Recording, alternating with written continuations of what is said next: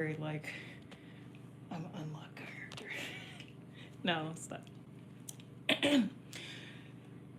Hoot hoot, welcome. Good morning, good afternoon, good evening, or good night. Whenever you decide to pick this up, it's good. I'm your girl Danny. We gonna be burning some wood today. So many jokes I can make with that. So many jokes. Two lesbians going to Michael's to get wood to burn. Two lesbians going to Home Depot to get wood to burn. Stop. Oh, you know what I did here? Well, I'm joking. Here you guys go. New setup means I had to go live. It's New Year's Eve, too. I got some dinner plans tonight. You girl got engaged. Life has just been good. So thank y'all for so many things. We went to DreamCon this year. You know, we've been consistently hitting those numbers as far as, okay, maybe not December. December shit went out the window, but but now having this new setup, I'm gonna go ahead and show you. Like, you know, it's not like, oh my God, perfect. Yes, we will be. Well, I'll be listening to Mr. Ballen and watching the little clips and joints and stuff while we wood burn. But, you know, having this setup, we don't have a backdrop just yet, but we're working on it. And then I have my other materials here and here. But like just having this the way that it is such an upgrade. Like, you guys, I won't have to move all of my audio recording stuff. And this box that I have in front of it's really for balance for the camera. Because again, we don't have a backdrop, so yeah, don't mind that. Don't mind anything back there. Working on it. This heat might have to go, you know what I'm saying? It's hot right here, it's hot down there. Before we get started with this wood burning, I found these, you guys. I found these. Your girl is a nerd. If you've never known, here's a little note on that, okay? So I was digging for old sketchbooks because there's a lot of art that I want to take and do time lapses for you guys so you can see it, and then throw it on a hoodie or something for myself, or for you if you want it. But the girl found this. Hey, she found this one random Pokemon card. Oh no, this is not what we're here for. I am gonna do the other things that I said in the title. But like, just to find these, I found a whole deck of Naruto cards. Like, what the freak? Like, season 1. Okay. Like, that's so cool. Hey, and welcome. Yeah, like, dog. All my Yu-Gi-Oh cards since day one. I've had Yu-Gi-Oh cards since, I want to say, that heat was too hot. It was burning my face off. Me too. I like Pokemon. I've never played the card games. It's really crazy actually. But then I also have, let me not unbox all of these because it looks like the rest of these are actually playing cards.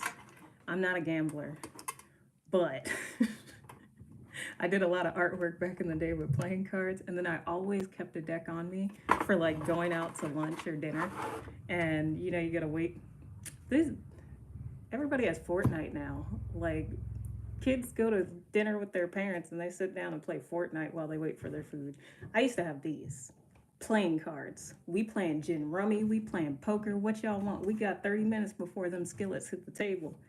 But no, like, my Yu-Gi-Oh cards, that's probably the most consistent I was ever with, like, a card game. And these aren't even the best. These are, okay, I see. This is half. This is half of the Yu-Gi-Oh cards that I have from my childhood. I do have some Pokemon cards around, but I don't know where they're at. Some of these are duplicates. Some of them. Anyway, I wanted to show y'all that just because I had found it today in my cleanup. while I was setting up my new Yetamine thing. Get out of here, Pokemon. No, I'm kidding. I love Pokemon. Pokemon's fun.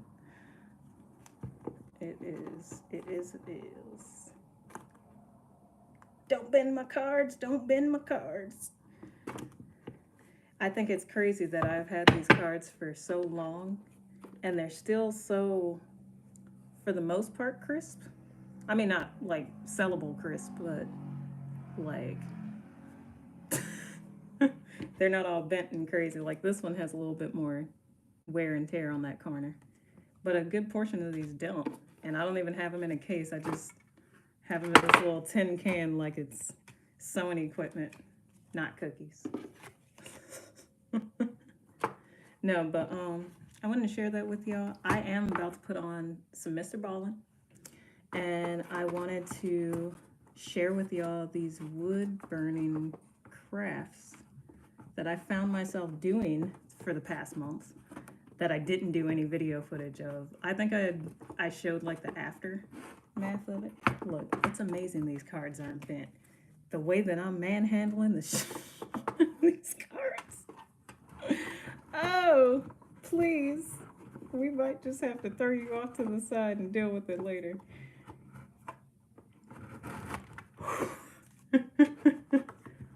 And you right here. All right, good. We're good to go. We're good to go. Yeah. All right, so I got a handful of these. First off, it's reversed because it's text, right? Thank you. Thank you for being here. I think this is the first one that I did, so sorry for the sloppy, like little bumpiness on it. I had never used wood burners before. This is the last one that I touched. This one and the skates. So I'd say the skates came out pretty darn good considering the small amount of detail that I had on there. I'm sorry if it's doesn't want to. All right, well, but there's that. Then there's the roll bounce. Roll bounce. That's the one I'm gonna be finishing up there. And then I also want to do these three. I'll show you those in a second. I actually need to get one of those tin containers. Oh. What do we say when we don't have the thing that we're supposed to have, but you know, we make it work. You make it work until you get better. So this, y'all, the same tube that's been holding up my camera so y'all can see the top-down view of me doing artwork for the past, since this channel existed, is that one right there. And this has truthfully been helping. So I grabbed this, I put it on here. I realize I might have to adjust this really quick.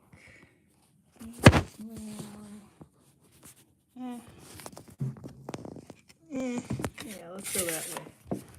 I need y'all up in my business.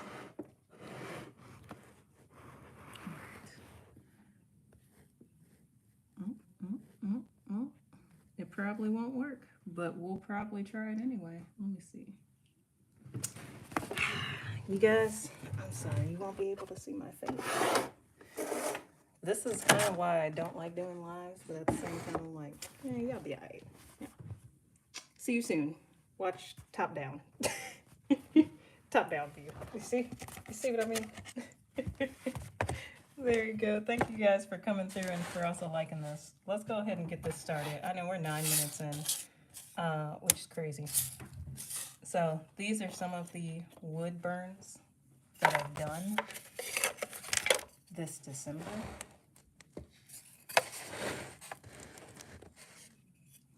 And there we go. That way you can actually see the thank you. Thank you for being here. Thank you for liking the content. Thank you for rooting for me when I had moments where I didn't want to root for myself and I was about to be like, this ain't for me. So thank you, thank you, thank you. I also want to throw in this one. It may have been a little too quick, but this one. And this one. The only reason I don't want to show those unless I'm working is because last time I ruined a gift for somebody, and I'm going to be giving away everything that I burn in wood, pretty much. So if you want something that I say, you know, hey, this isn't going for anybody in particular, you're more than welcome to have it. Like this Rafiki one, it was a random, it's the second one that I did. You can tell by the bubbling here. It's like I was moving a little too fast, but slowly but surely I kind of got it. And I'm like, ugh, these aren't ones that I would sell, but I would give knowing that, hey, this is the second wood burn that I've ever done.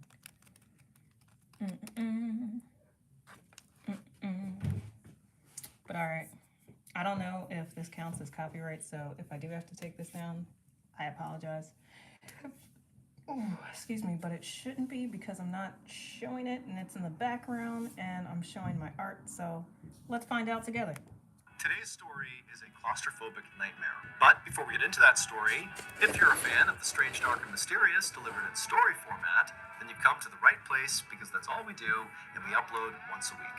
So, if that's of interest to you, please offer to go skydiving with the like button, but be sure to replace their parachute with a trash bag. Also, please subscribe to our channel and turn on all notifications so you don't miss any of our weekly uploads. Okay, let's get into today's story.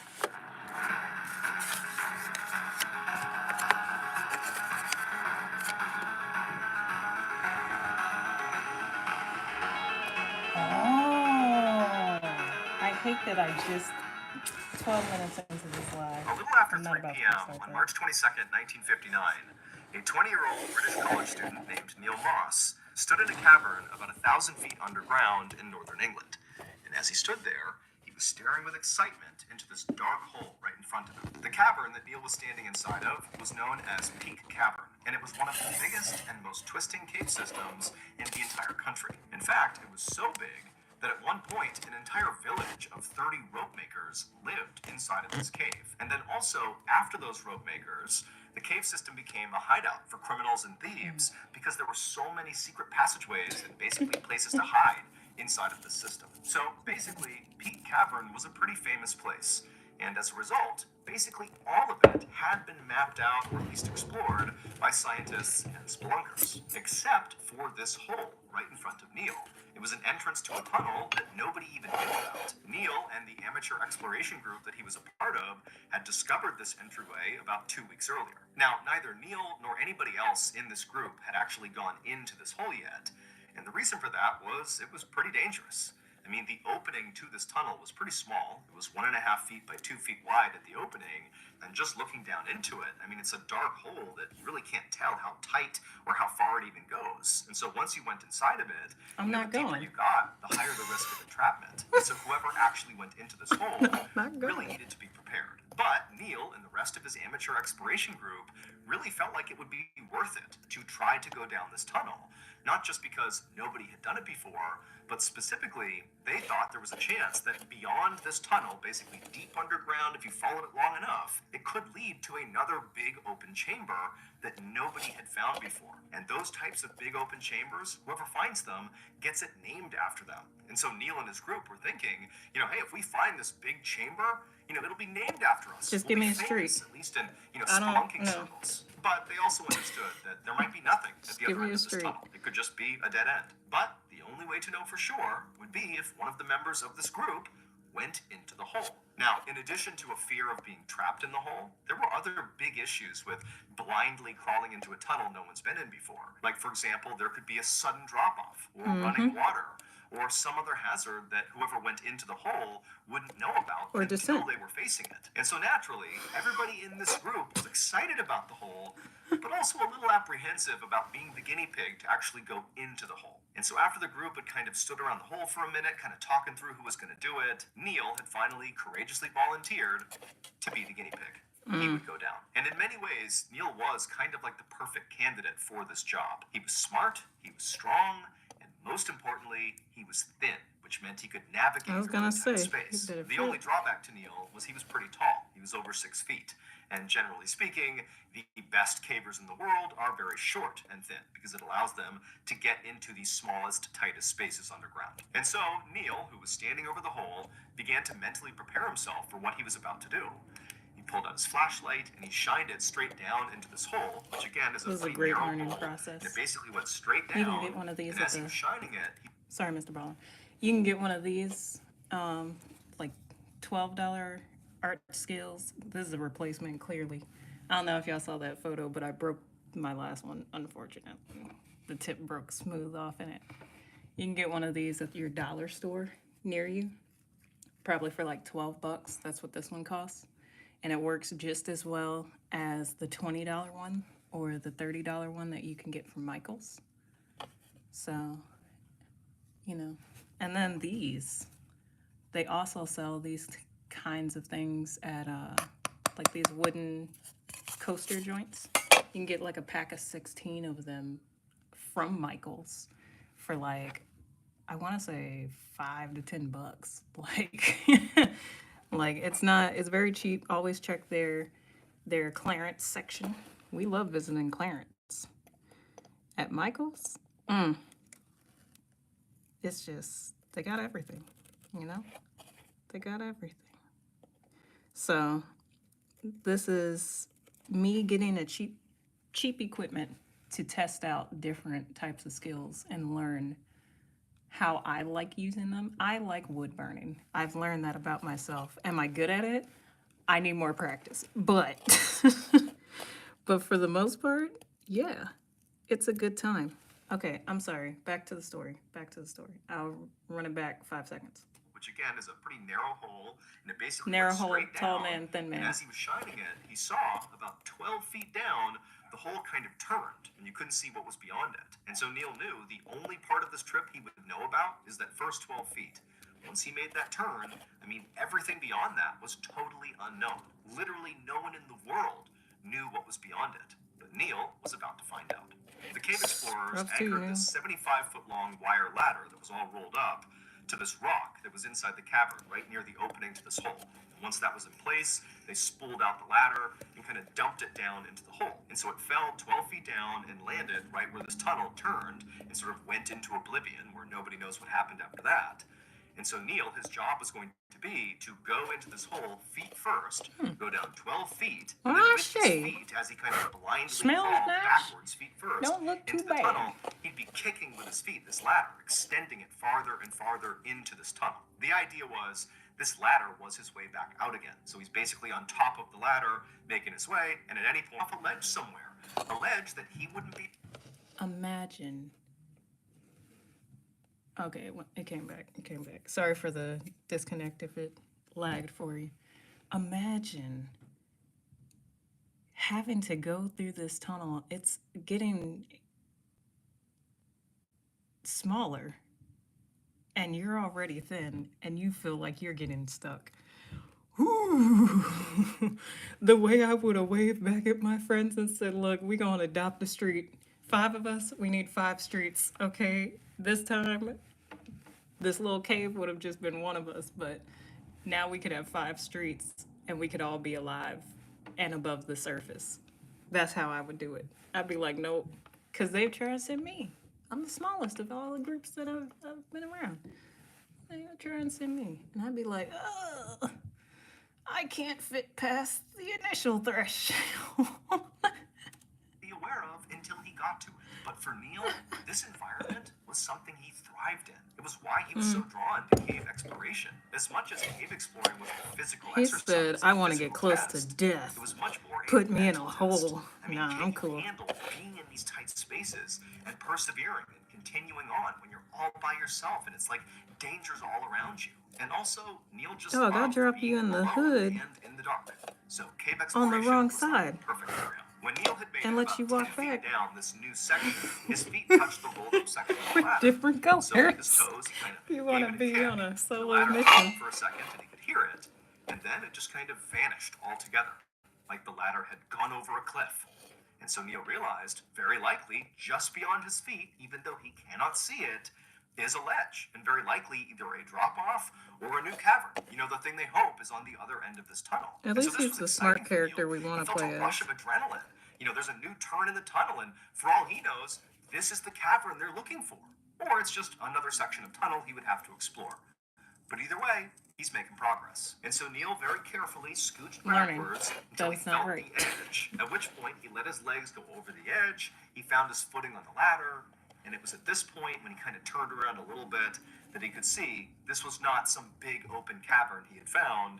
It was just a turn in the tunnel system. It was now going back to basically a vertical hole, big enough to fit inside of, but Neil has no idea how deep it goes or what it leads to. But Neil was totally undeterred. He lowered his whole body into the section, got on the ladder, and began descending. That's your gut And feeling. very quickly, as he began this descent, the walls of this section, this new vertical section, were so tight, it was about 18 inches in diameter, that he actually couldn't just go straight down. His body didn't fit just trying to maneuver down. So the only way he could get himself to go down further was to like shimmy himself side to side like a corkscrew. It don't basically fit, it don't fit. forcing his body deeper and deeper into this hole. And so Neil continued doing this for an additional 18 feet down in this new section of tunnel, which put him at a total of 40 feet down into this tunnel from the entrance where the rest of his friends were. And when he got down there, 18 feet down, he went to step onto the rung to continue his descent, but his foot hit rock. The rung Felt is around wrong. his feet,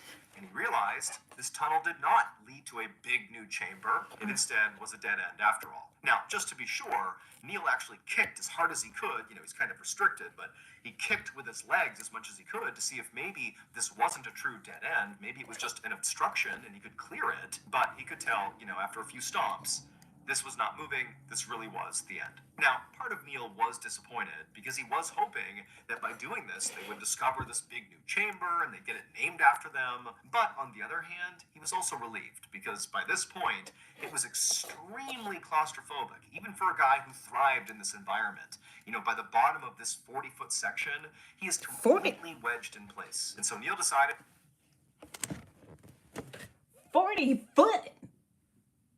See. Hold on, y'all. I know I got this hot thing up in my hand.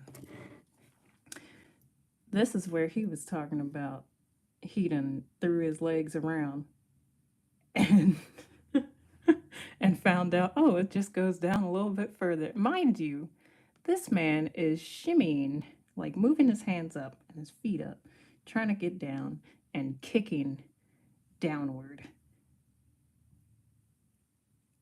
That's me right there. The one that seems so uninterested, like, y'all, we can buy streets. There's 1, 2, 3, 4, 5, 6, 7. We might only need 6 at this point, but we could buy 6 streets and name them after ourselves rather than going all the way down here and naming whatever this is or whatever's at the end. Look, I'd be that friend. My bad. But truthfully, the way I be the furthest from the hole, no, I don't think I will. it was time to head back to the surface. 40 feet down. Even for a guy who thrived in this environment, you know, by the bottom of this 40-foot section, he is completely wedged in place. And so Neil decided it was time to head back to the surface. Okay. But from where he was at, he couldn't even hear his friends. He's way down deep in this Yeah, tunnel. It's see? totally pitch black. And so what he needed to do was just begin climbing back up this ladder. And then, about halfway up, he could call up to his friends and tell them, hey, I'm returning. But remember, to get to where Neil is, he has literally forced his body down into this tiny hole, basically corkscrewing himself as deep as he could better get. not be bloated going back Totally up. restricted, and his arms are basically by his side, and his hands are basically pinned in front of his body. And so Neil tried to grab the ladder, which is literally pressed up against his chest, to begin the ascent. But even though his fingers could touch the rungs of the ladder, he couldn't actually move his arms to pull himself up the ladder. He could just hold the rung. That was it. But Neil had been in similar situations before, and what you do is you just use your legs. You drive with your Learning legs, push techniques. your This body one's a up push, until your not a arms pull. can go above your head, Look at and that. then you continue the ascent. However, Fair. his legs also were basically in the same situation. It was so unbelievably tight around his legs that he couldn't lift his legs up. He could just basically wiggle his feet. Basically, there was no way physically Wiggle for your Neil to toe. get himself out. He would need his team up above to pull him out. And so Neil began shouting as loud as he could, trying to get the attention of his friends up above, telling them, hey, I'm stuck, pull me out. And then also, as best as he could with his hands on the rung, he kind of pulled on the ladder, signaling to them, hey, get me out of here. He is the smart Now, one in the he group, couldn't but really also hear anything up above. It was sort of he's in the muffled, hole, so, he couldn't tell if they were yelling back down to him.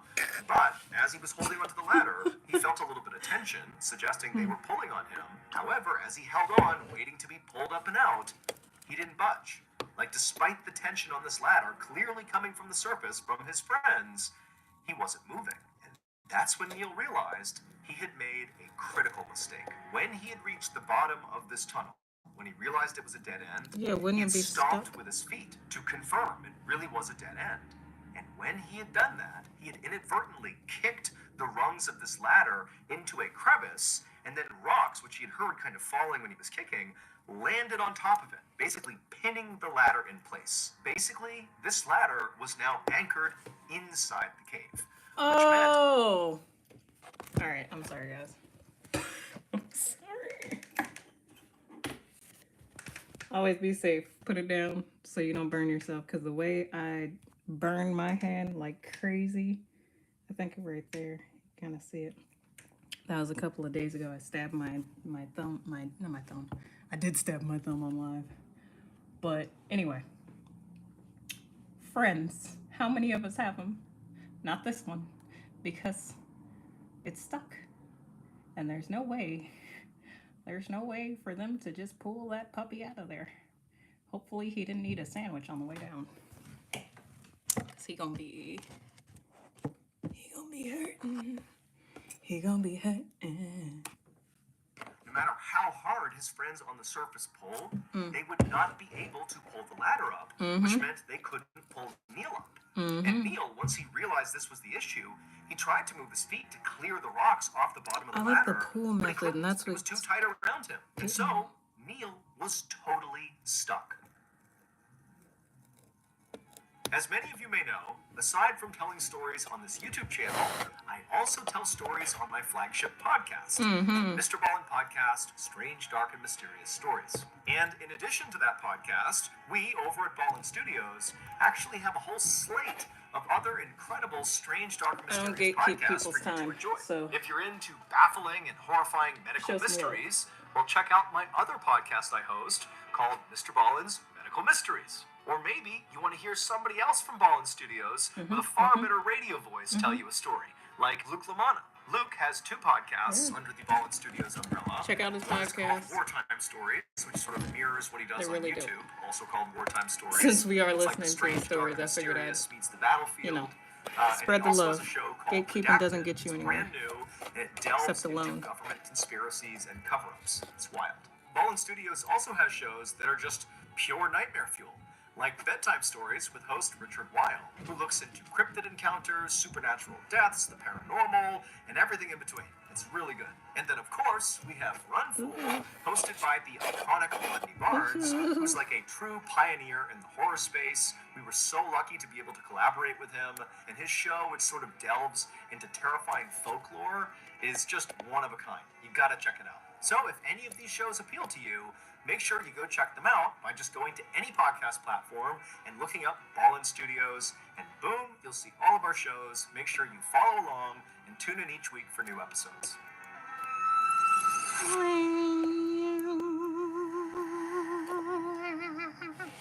The members of Neil's exploration group pretty much immediately realized this was a crisis, because not only was Neil stuck in this cave, but in these tight little tunnels underground, there's limited oxygen.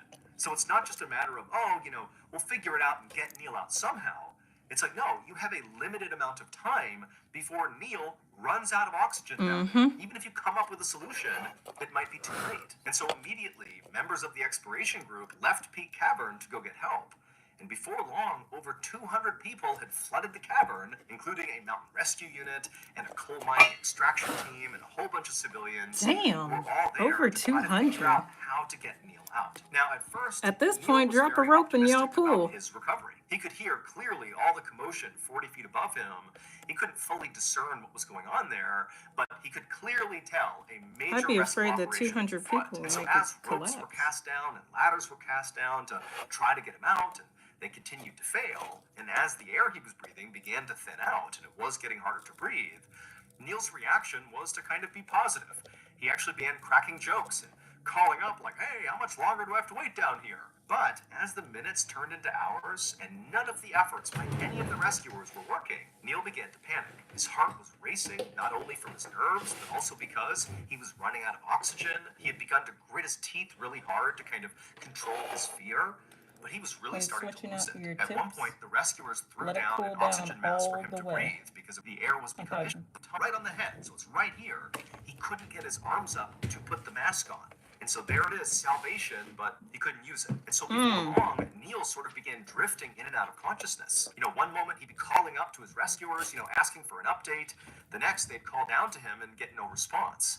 Clearly, this situation was becoming dire. Now, to this point, the way the rescue had gone was the rescuers were basically throwing equipment into the hole, be it ladders or ropes or oxygen masks for Neil to grab onto or put on him. They were hoping that basically Neil could get himself out of the hole. Because the great fear was, if we send a rescuer, or rescuers plural, into this hole to get him, they could get stuck, and now we have an even bigger problem. But when Neil began losing consciousness, when they couldn't get him to call back to them, they knew they were genuinely running out of time. So they began pumping oxygen into the hole to hopefully buy some extra time. And then they decided, you can't reach it, but here's some help. Someone has to go in there, get Neil, and do it pull yourself. him. And so one by one, these courageous rescuers went down into the hole, and 8 times they tried, and 8 times they failed. All 8 either got stuck along the way or they passed out along the way. 3 people actually reached Neil and actually touched Neil, but there was no way to grab him and pull him out. And so Neil, who was conscious for a lot of this, like he's hearing and literally in some cases seeing rescue. It's right there. It's right in front of him. But it just didn't work. By the time the 8th man was pulled back out of the hole, they could hear in the hole this horrible sound, which was Neil gasping for air. Even though they were attempting to pump air into this hole, it wasn't enough, and Neil just couldn't fill his lungs with enough oxygen. And so the rescuers yelled into the hole for Neil to just hold on. They were going to get him out of there. Just be strong. Hold on. But by this point, Neil, he wasn't even saying anything back. He just continued making these awful gasping sounds. By about 7 p.m., when Neil had been stuck in this hole for 4 hours, the rescuers decided to send one more guy into this hole, this really small civilian. And he went down there with a rope to attach around Neil and hopefully pull him out. And this little civilian managed to get all the way down, all the way to Neil. And when he found Neil, Neil was unconscious, but alive. And the rescuer put the rope around Neil's shoulders and then signaled to the surface to begin pulling. And so from the surface, they pulled on this rope, and slowly but surely, Neil began to be pulled out of the hole. And he moved about 18 inches, being monitored by the civilian who was down there. However, because they were pulling so hard on this rope to get Neil to move, the pressure from that rope was basically crushing Neil's chest, and he stopped breathing. And the civilian who was down there with Neil noticed it and yelled up to the group to stop. And they had to take the rope off because, yeah, they might be able to pull him out this way, but they would kill him. He would suffocate. And so once the civilian rescuer came out of the hole, he told the group, like, look, Neil's body is simply too big to be yanked out of the hole safely. He needs to be conscious and able to contort and twist his body, basically undoing what Neil did to get down there in order to get out again. Like, we need his participation, and he's unconscious, so we can't do that. And so at this point, the rescuers were totally desperate. You know, they know Neil is still alive. They can hear some of his ragged breathing coming out of the hole, but they knew they had to do something drastic right now, or Neil was going to die. And so they came up with this plan for this even smaller rescuer, this woman, to go down into the hole, get to Neil, and break his collarbone to try to shrink his body to be able to pull him out. And so this woman, she goes down there and she reaches Neil, but she failed to break his collarbone. And so she too had to come out of the hole, leaving Neil behind. And so once the woman came out of the hole, it became clear to the rescuers that Neil was not getting out of this hole, even though he was just 40 feet away and at this moment still very much alive. They could hear his ragged breathing. But there was just nothing anybody could do. And so one of the rescuers called Neil's father and told him, you need to come out to Peak Cavern. Not long after that, Neil's father, Eric Moss, arrived at Peak Cavern. Now, he knew going into this that his son was stuck. That's why he got the phone call to come out here. But he did not understand just how dire the situation really was. But as soon as he got to Peak Cavern and saw all these vehicles outside and the hundreds of rescuers coming in and out of the cave with these sad, dark expressions on their faces, Eric knew this was really bad. And so Eric made his way into Peak Cavern, and for hours he just hoped and prayed that whatever was happening would be enough to get his son out. And for hours, Eric just stood there in Peak Cavern, hoping to see his son emerge from the hole, hoping to come up and say everything is okay, but he didn't. And things only got worse. It eventually began to rain. And unfortunately, Peak Cavern, and specifically the hole that Neil was stuck inside of, flood when it rains. And so as rainwater is pouring into this cavern and Neil is still alive but stuck in this hole, they had to make the heart-wrenching decision in front of Neil's father to abandon the operation and get out of the cave, knowing Neil was going to die. Rescuers were finally able to get back into Peak Cavern at about 3 a.m. on March 24th, which is approximately 36 hours after Neil got trapped.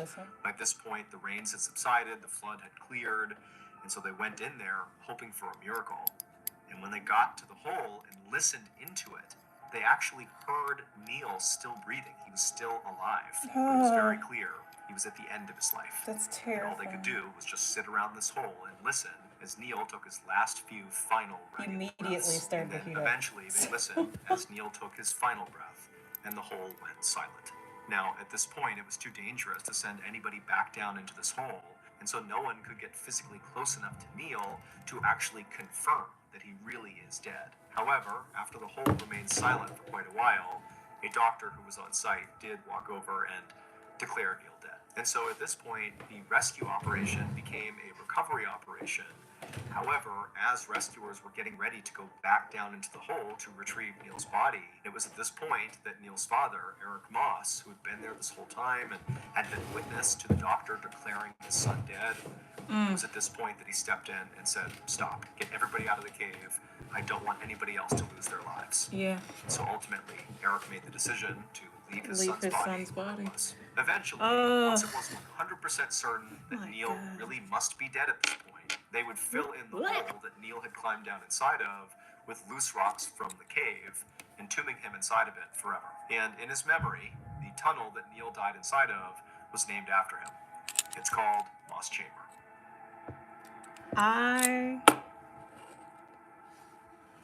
Rest in peace, Neil. I'm about to play you a clip from one of our Ballen Studios podcasts called Wartime Stories.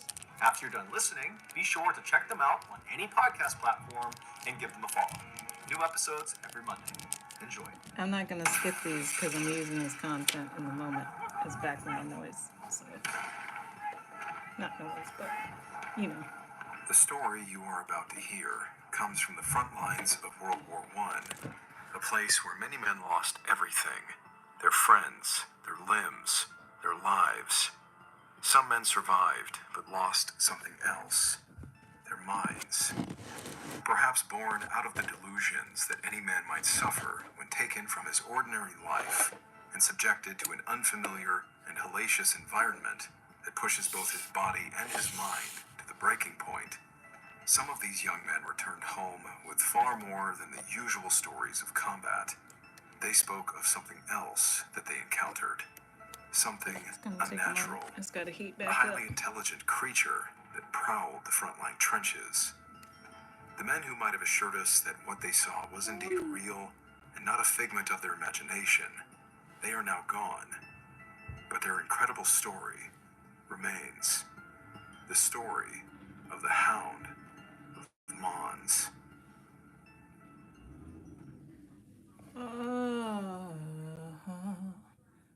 I have another one With Asana, that's loaded AI up. teammates can pull real-time data. But I want to take a moment, right? One, narration on point. Narration is on point. Y'all know I'm trying to do, not trying, I am.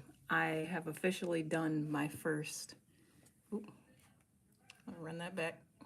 I've officially done my first paid voice acting gig for a character, for a project.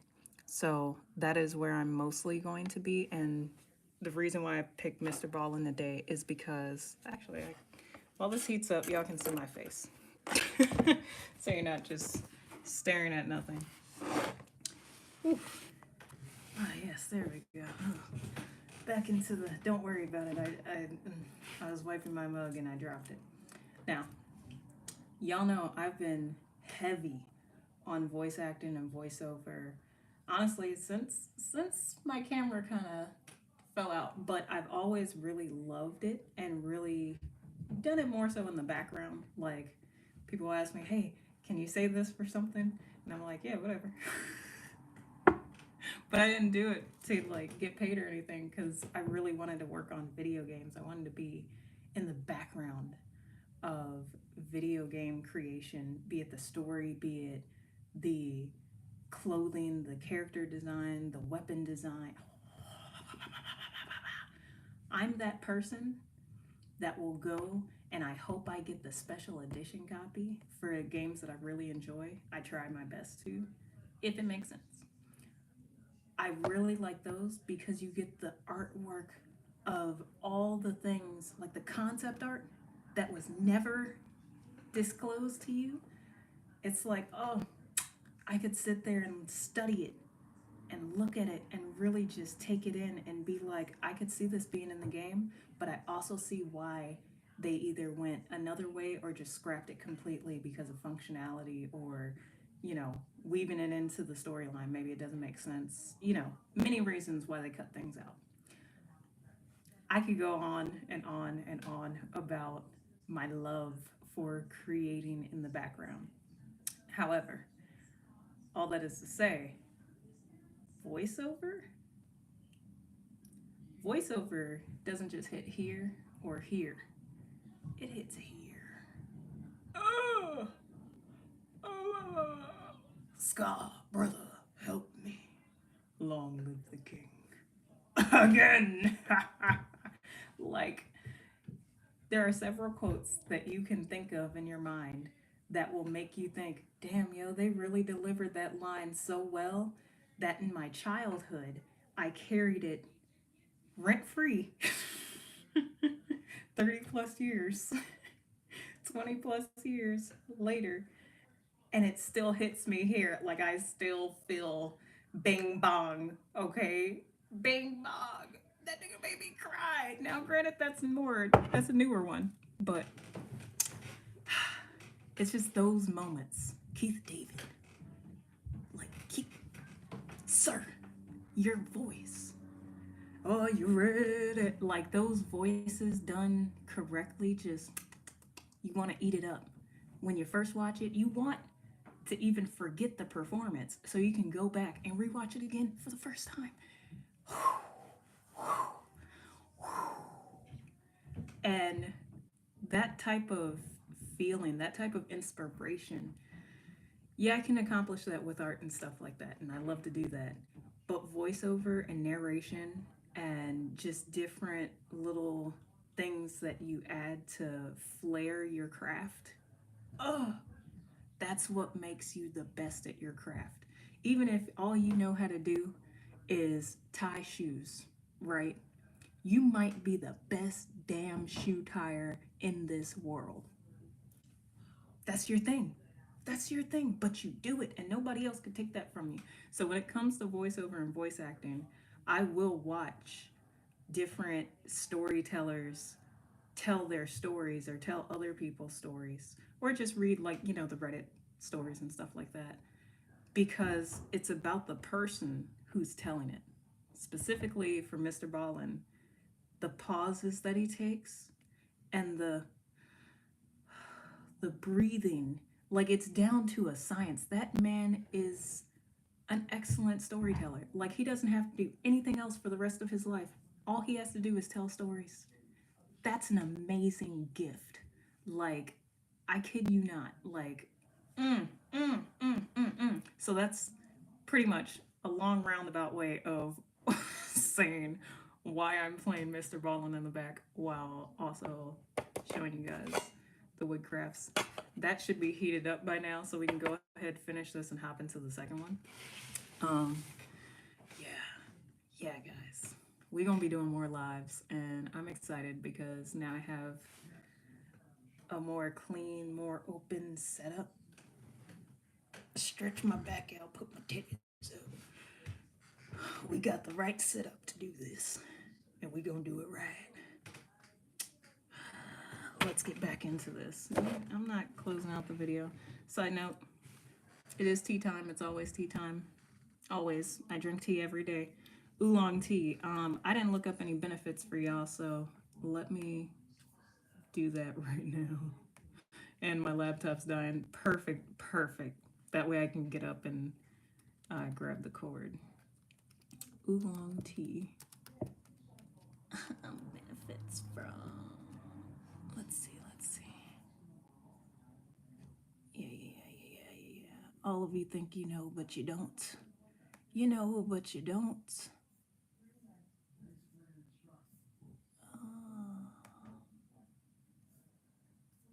Yes. All right, here we go.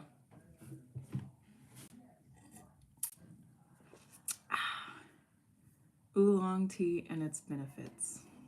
Dang, I should be drinking more of this. Now, granted, this is 2 out of a box of 100 tea bags, and I think we just hit the 20s in that box, so it's great. But I wanted to take a moment because I used to do this all the time, and I have not blessed you guys with tea facts in a minute. So if you are going to drink some oolong tea, I got mine from H Mart. I believe this is the Royal King brand. But oolong tea is good for lowering heart disease.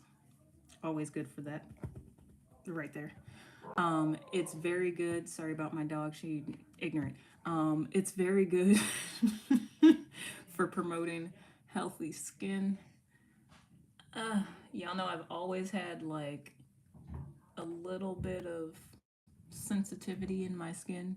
I'm glad my camera's not 4K though, because then you'd be able to see my goatee, and that's just natural. I'm just a hairy lady. but it's good for skin, healing skin, and just making sure that you're not getting those blisters and those bumps and stuff like that. So tea can be very beneficial to the outlook, the cosmetic look that you may or may not be working on for self without using all the chemicals on your face, because your diet is everything. So it's good for your heart, it's good for your skin, it's good in improving brain function. That's what tea time's about, improving brain function.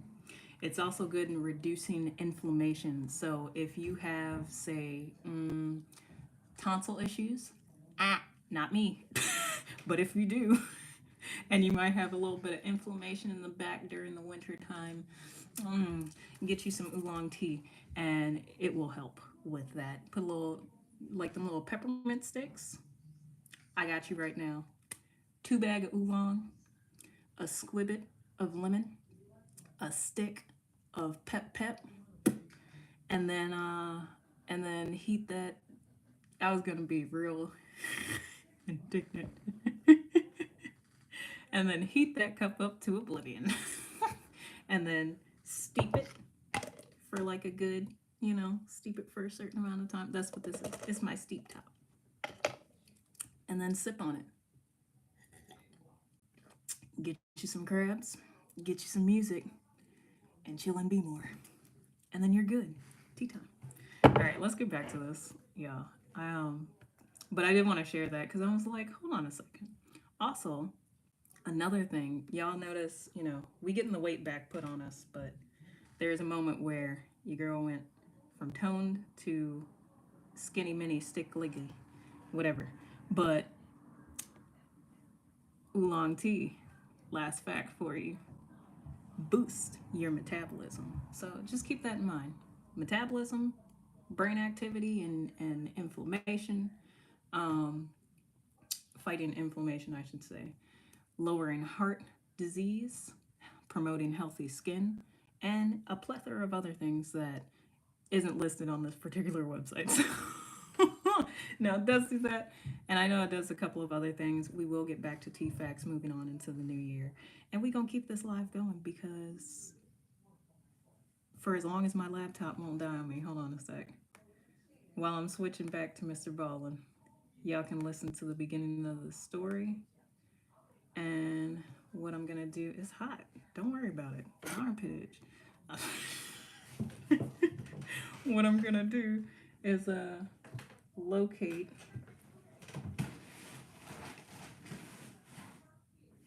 Nope, I really do have to locate my my laptop charger. So tune into this. Again, thank you, Mr. Ballen, for these stories. I normally listen to them just while working. I try and listen to stories rather than watch things because my attention is always. Y'all know, y'all done been here for 51 minutes, so it's cool. Listen to this. This is now hot enough. I can tell because you see how they go from a gold color into this rose gold color. Hot, hot steel with a gold coat. Be careful. Matter of fact, when you buy these, they generally come with like a nice little stand. I don't know if this is the proper way to hold this, but I just be leaving it like that, and it doesn't burn me and it doesn't burn my house down. So here you go. I'm going to share three progressively more disturbing stories, and at the end of each of them, I will share the photo mysteriously associated with that story. But before we get into those stories, if you're a fan of the strange, dark, and mysterious delivered in story format, then you've come to the right place because that's all we do, and we upload once a week. So, if that's of interest to you, please replace all of the like button's toilet paper with duct tape. Also, please subscribe to our channel and turn on all notifications so you don't miss any of our weekly uploads. Okay, let's get into today's stories.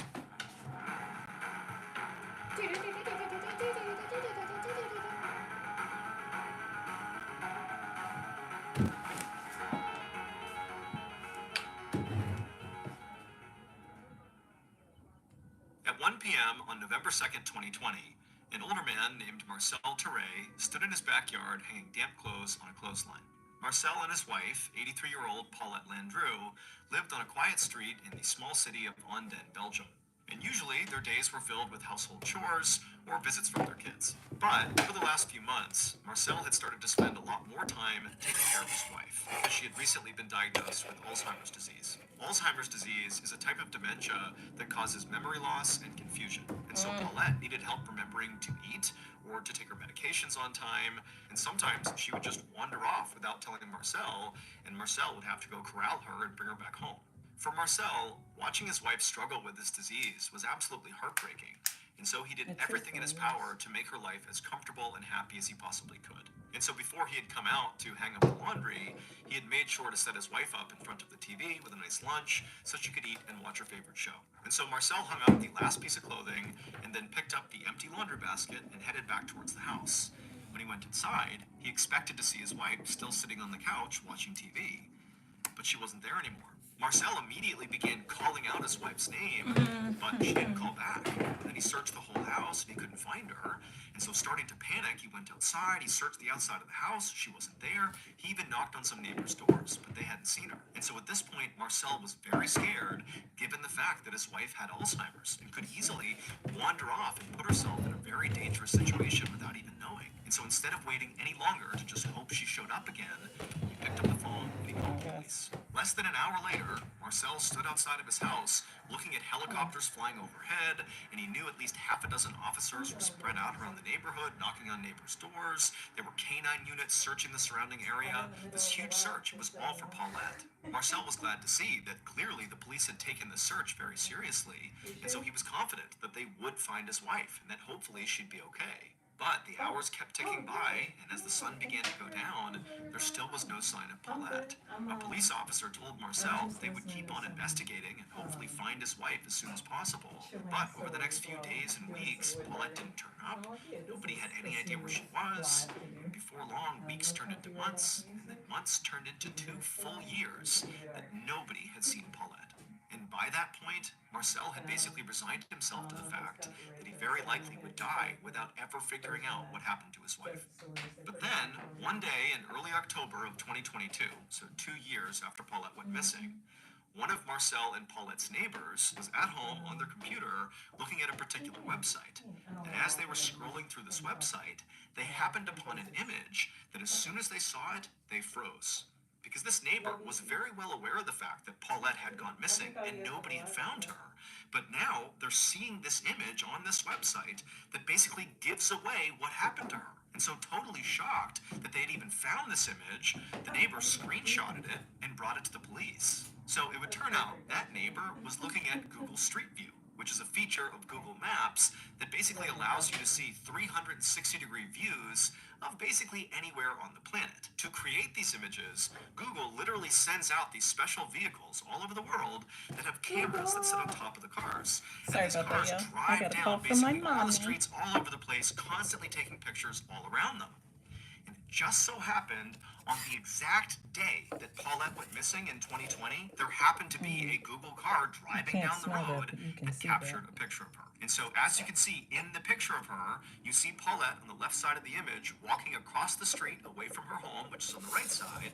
And on the right side, you can actually see Marcel in the backyard hanging up laundry on the clothesline. And so the police, after getting this image, they basically followed the projected route Paulette was on, which is basically beelining straight across the road.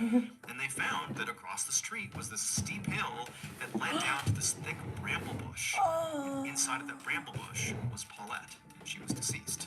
And so very likely, Paulette, in her confused state, walked straight across the street, as we see in the image, and then fell down that hill and This got storyline trapped at the hurt. bottom inside of that bramble bush and couldn't move. And so when that huge search for her was going on, very likely she was just trapped down there but didn't understand what was going on, couldn't necessarily yell up to communicate with anybody, and so she stayed down there and died. And unfortunately, it would take 2 more full years and a random image on Google Street View Oh my before god. Marcel could finally get the closure he needed. Across the street? Ain't no way. I'm sorry. Thank you to BetterHelp for sponsoring today's video. I've talked a lot about how therapy really helped me when I left the military in 2017. It took time, but I went from being this very angry person who was struggling with depression to feeling like I was at peace and content again.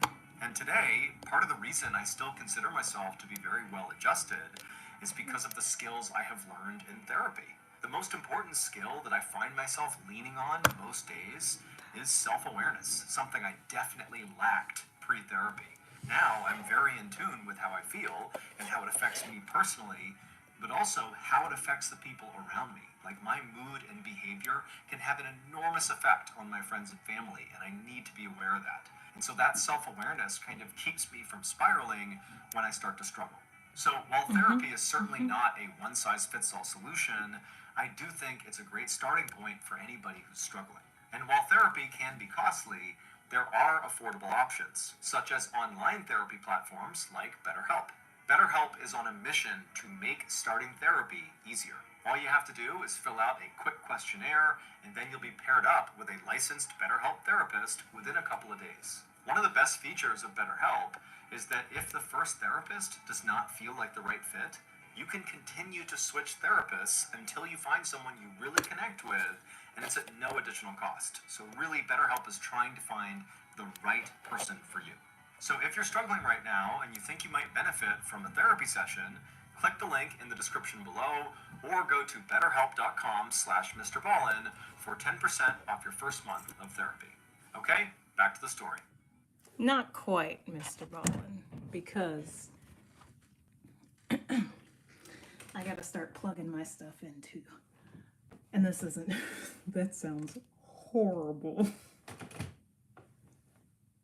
It sounds horrible, but if I don't say it, how will you know? For those of you that do need help, you know, I can attest to BetterHelp. So that's, if you trust it, you trust it. If you don't, you don't. That's up to you.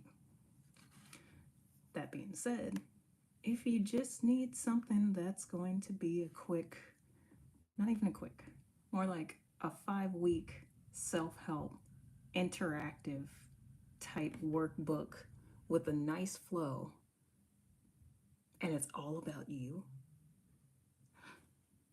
it exists because I created it for you. Yes, you see all them tabs? I be working. Your girl be working, but super excited about this. Like, it's almost a year in, not in the making, but a year completed and done and uploaded and stuff like that. So there you go. There's my little description. It is self-help meets workbook meets all you. Check it out, enjoy it, have fun with it. I guess I have to promote my stuff more, even though I be trying to do stuff that's for people's mental health and growth in self, like truthfully self-growth, something that only you can do for yourself. It feels icky. It feels very icky to be like, oh, but wait, buy my book. I put it in book format because, again, gatekeeping is for losers. And truthfully, not acceptable around here. So if you gatekeep, you're not going to like my content because I am an open-ass book. They say put it in a book, and the people who want it will go find it. As long as those books are available. This one is. That's my plug. All right, back to it. Back to story, back to art. And also, thank you for being here. That's all I got. Thank you. Happy New Year's Eve. We make the things work until we get better. Do. We make the things work until we get better. All right, back to Miss Ballen. Second story, third story really, but second story. Escalation. I don't know what that was. Around 10 a.m. on July 26, 2015, a 31-year-old mom named Xiang Lu Juan and her husband chased their 2-year-old son around a brand new indoor playground. This playground was on the 6th floor of a mall in Jingzhou City, which is in central China. And so Xiang and her husband had come to this mall today just so their son could basically enjoy this playground. And currently, he was running around in circles and laughing hysterically. He thought it was great. Xiang caught up to her son and scooped him up and then placed him at the top of the slide. And he happily slid down to the bottom, and when he reached the bottom, Xiang was waiting for him, and the son, he just stopped and looked past her and pointed and started saying, "Ride, ride." And so Xiang, she turned around and she saw right behind them were these 2 escalators, one going up and one going down. And so Xiang realized her son clearly thought these escalators were maybe a part of this playground, and so he wanted to go use them. They were a fun attraction. And so Xiang smiled and took her son's hand and then told her husband they're going to go ride the ride, the escalators, and then they began walking over. Once Xiang and her son actually reached the escalator, suddenly her son was not as keen to hop on board. He was nervous. But Jiang, who had ridden escalators many times before, told her son it's totally safe, and she kind of coaxed him to do it. And eventually, he stepped on right alongside her, holding her hand. And about halfway up the escalator, when she was confident her son would be okay, Jiang turned around and looked up towards the top of the escalator, the 7th floor where they were going. And she saw 3 mall employees at the top of the escalator on the 7th floor where they were going. And they were clearly looking at Jiang with a very serious look on their faces, and they were gesturing at something towards the top of the escalator. It seemed like they could be warning her about something or simply pointing something out. She wasn't really sure. And so she looked up at them like, what's going on here? But the 3 mall employees just didn't do a good job communicating whatever was going on or whatever issue they were dealing with. And so as a result, Jiang and her son just continued riding up the escalator, and as they got closer and closer, these mall employees continued to gesture at something happening on the 7th floor just beyond the escalator, and Jiang was still totally confused. And then finally, when Jiang and her son reached the top and stepped off, Jiang suddenly understood what these employees were referencing. But by now, it was too late. Moments later, Jiang's husband, who was still down below on the 6th floor at the playground, he heard the sound of his wife and son screaming over near the escalator. And so instinctively, he bolted over to the escalator. He didn't see his wife, didn't see his son, and he began going up the escalator when someone at the top screamed at him to stop and get off the escalator. And so he did. And right then, a mall employee came running down the other side carrying his son, and this person handed the son over to Jiang's husband. And this employee, who clearly was completely shocked by whatever had happened up above, just shook their head. It would turn out, earlier that day, those mall employees who were at the top gesturing to Jiang, they had discovered a defect with the metal platform that sits right at the top of the escalator on the 7th floor. Basically, when you get off this escalator, it's the platform you step onto first. They had found there was something wrong with it. It wasn't stable. But instead of immediately blocking off the escalator to make sure nobody walked on it and then go get it repaired, these employees just kind of nonchalantly allowed the escalator to continue, stationed a couple of them at the top to make sure nobody, used the escalator, and then called for a repairman.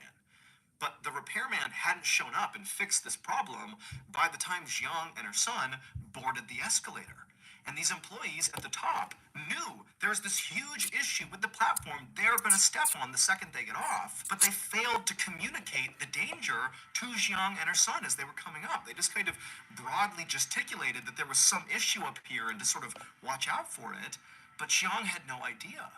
And so by the time she got to the top and stepped off the escalator onto that platform, well, the defect with the platform is that it caved in with any weight. And so she fell into the escalator where the teeth of the escalator was rotating. And as she was getting pulled in to her death, her final moment captured on video as she took her son and thrusted him to the employees, saving his life before she disappeared and died inside the inner workings of the escalator. Following Jiang's death, there was a full-scale investigation. Yeah, I bet there was. And quickly, there were massive safety failures identified on the part of the company who made the escalator and also on the mall itself. 2 people were ultimately arrested in connection with Jiang's death and these safety failures, and the mall reportedly offered to pay some settlement to Jiang's family. However, the details of that settlement have not been made public. Yo, I burned that whole flipping mall down like you. One morning in November of 1997, a police captain named Jeffrey Lewis, along with his partner, parked their squad car near the Manatee River in Bradenton, Florida, which is a small city just south of Tampa. A few minutes earlier, the Bradenton Police Department had received a call from this frantic man who had said he had found something suspicious that had washed up on the shore of this river. And so Captain Lewis and his partner were there to investigate. And so as soon as they got out of their squad car, this man who had called the police, he saw them and waved them down, and he was pointing at something in the sand. And so Captain Lewis and his partner, they walked over, and before they even talked to this guy, they just looked down at what he was pointing at. I'm mad at that. And right away, they could see why he called the police. Because there, sitting on the sand, was a severed human hand. So the instant Captain Lewis saw this, his first thought was actually just alligators, because there were alligators that swam in the Manatee River, and people were told about them, and were told, not to go swimming here, but people still did. And so his thought was, well, maybe one of the alligators got a swimmer. However, when Captain Lewis looked at the hand more closely, he could tell right away that that probably did not happen, because where the hand had been cut off from the body, Happy the cut New was Year. almost surgical. It was very, very neat. Whereas if an alligator had ripped the hand off, it would be rough.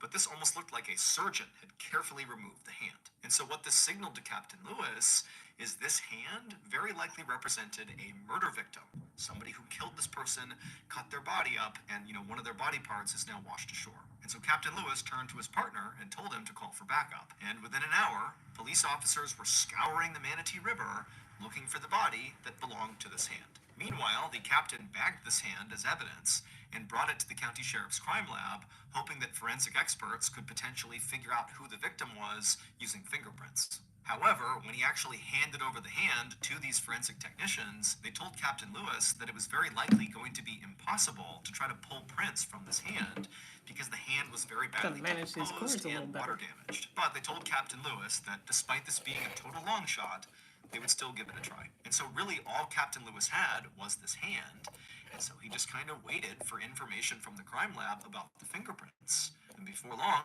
the waiting went from days to weeks to months with no fingerprints. And so with no fingerprints and no other breakthroughs in this case, Captain Lewis moved on to other cases. That I don't is touch until this one June of anymore. 1998. Like, I think anything when else Captain on Lewis this was one, sitting in his office doing some work when he think suddenly it's- got a call from the crime lab about the hand. Adjust it. An I'm employee definitely told happy Captain about this Lewis side. they had finally made a For breakthrough. what it's worth. When they couldn't get the prints off this hand at first, Subtle. Sometimes I notice that when using this, whether it's the $12 one here that I got, or whether it is the $30 one, $25 to $30 one, from, what is it, Michael's? I don't know why I blanked on that. Well, no matter which one it is, it's definitely, it gets loose from time to time. And your girl ain't trying to burn my fingers or break the nub. So, do it quick. You see I burned my sweater. It's okay, it's my Outback sweater, but let's go on the inside just to be sure. Ooh, ooh. Oh, perfect. It's tight again. That's what she said. Never mind that. Let's get back to it. What'd you say, Mr. Ballen? Let's run that back 10 seconds for you. Willie was that Willie had never been reported missing. Willie had instead been reported dead. Right? Oh, wait a sec. Willie was never reported missing, but his hand should have been reported missing. Right? There, in the public records that Captain Lewis was looking at, he found Willie's death certificate. And this document said Willie had died of natural causes 5 months prior to his hand washing up on shore. All right, let me see what I And can also do it with said this one. Willie had been buried in Accident. a local cemetery, and no police had ever been involved in his death because no crime had been committed. And so Captain Lewis was baffled. None of this made any sense. If Willie had died of natural causes and been buried over a year ago, then how did his hand, his severed hand, wind up on the shore of the Manatee River? The next day, which was Friday, June 26th, Captain Lewis, along with a few other police officers, went to the cemetery where Willie had been buried, and they exhumed his casket. And when they opened it up, they actually expected it to be empty, considering his hand was already missing, so probably his whole body was gone. But no, when they opened it up, there was Willie, missing his left hand. But that wasn't all. At the bottom of Willie's casket were all of his internal organs, just sitting there in a rotting pile. And so Captain Lewis is staring at this, having no idea what to make of it. That shit But the keeps first thought he catching had me. was, okay, maybe somebody tried to rob Willie's casket. Yeah, But they tried he's to. thinking, if they did that, why did they cut out his organs and stash them at the bottom of the casket? And also, why did they remove his left hand and chuck it in the river? Like, that doesn't make any sense. It felt like every clue Captain Lewis found was only making this case harder to solve. But he hoped when he sent off Willie's body to the county medical examiner that they would be able to provide him with some more answers as to what happened here. Later that afternoon, the county medical examiner would perform an autopsy on Willie's body. And the first thing he noticed when he began was that despite the fact that Willie's organs clearly had been removed, that Willie's abdomen did not appear sunken in. it appeared full. So the medical examiner started the autopsy by cutting open Willie's abdomen to see what was in there.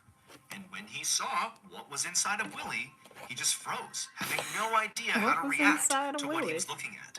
He had never seen anything like this in his entire career, not even close. And so the medical examiner just grabbed a camera, took some pictures of Willie's midsection, and sent those pictures to Captain Lewis. The next day, Captain Lewis sat inside of an interview room in the police station across from a 45-year-old woman named Paula Green Albritton. Paula owned and operated a funeral home along with the help of her son, and she had been the one responsible for Willie Suttle's burial. And so Captain Lewis asked Paula about Willie's burial, and she would tell him that Willie had actually died in poverty without any family members to help cover his burial expenses. Bitch! Okay, this is about to make me mad. Let's go.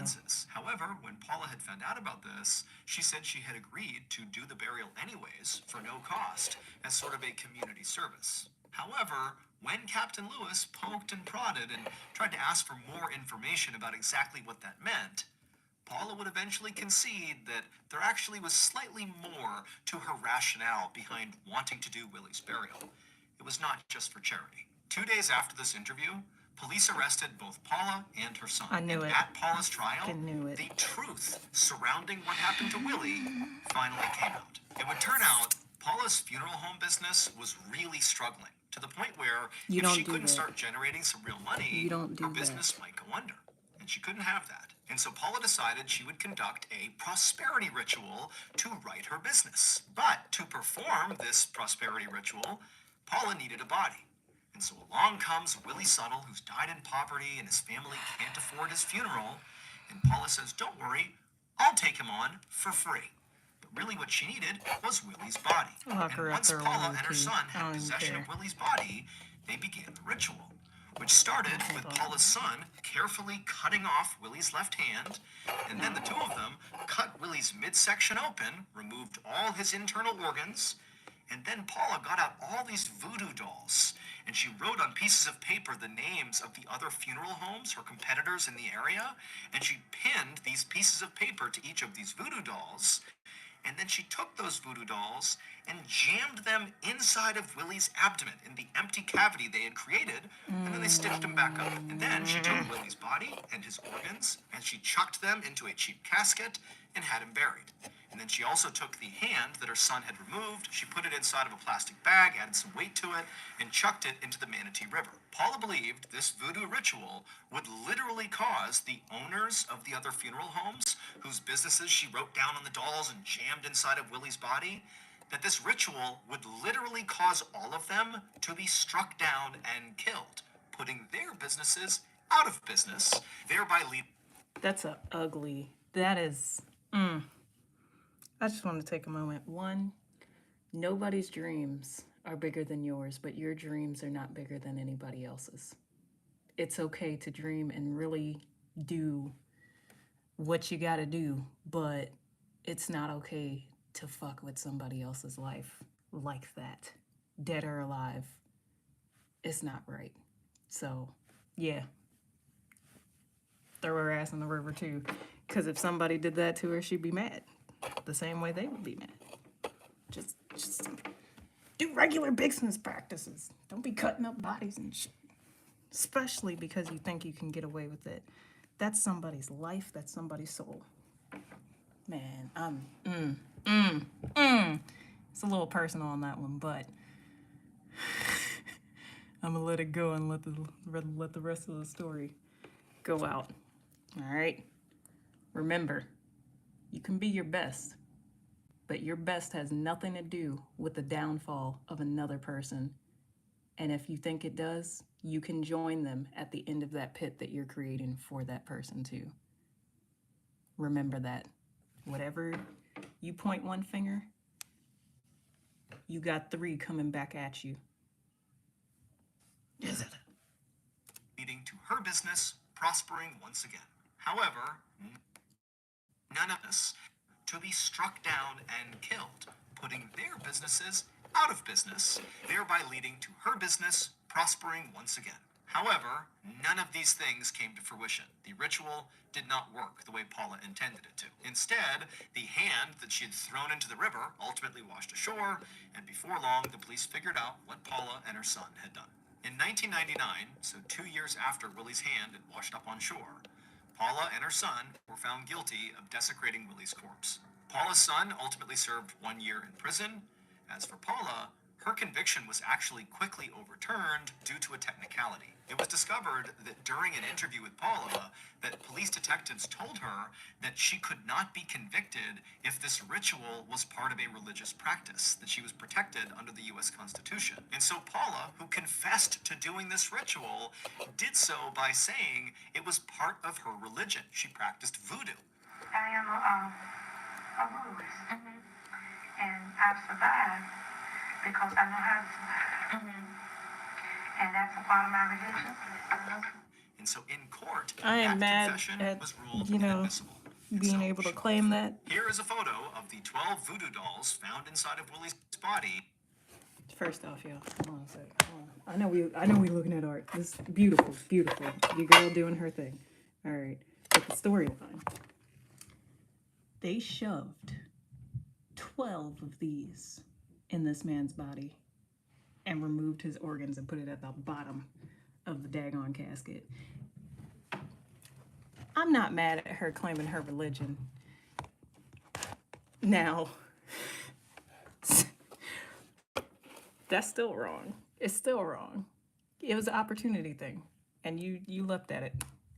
With the notes Paula wrote, cursing her competition, still It's like, attached. believe what you believe, but it's still wrong at the Are end you the of the type day. of person who has Do binged something like basically that, all somebody's of my body, YouTube videos without their every say-so? week and anxiously wait a new upload? If so, thank you, but also you're in luck.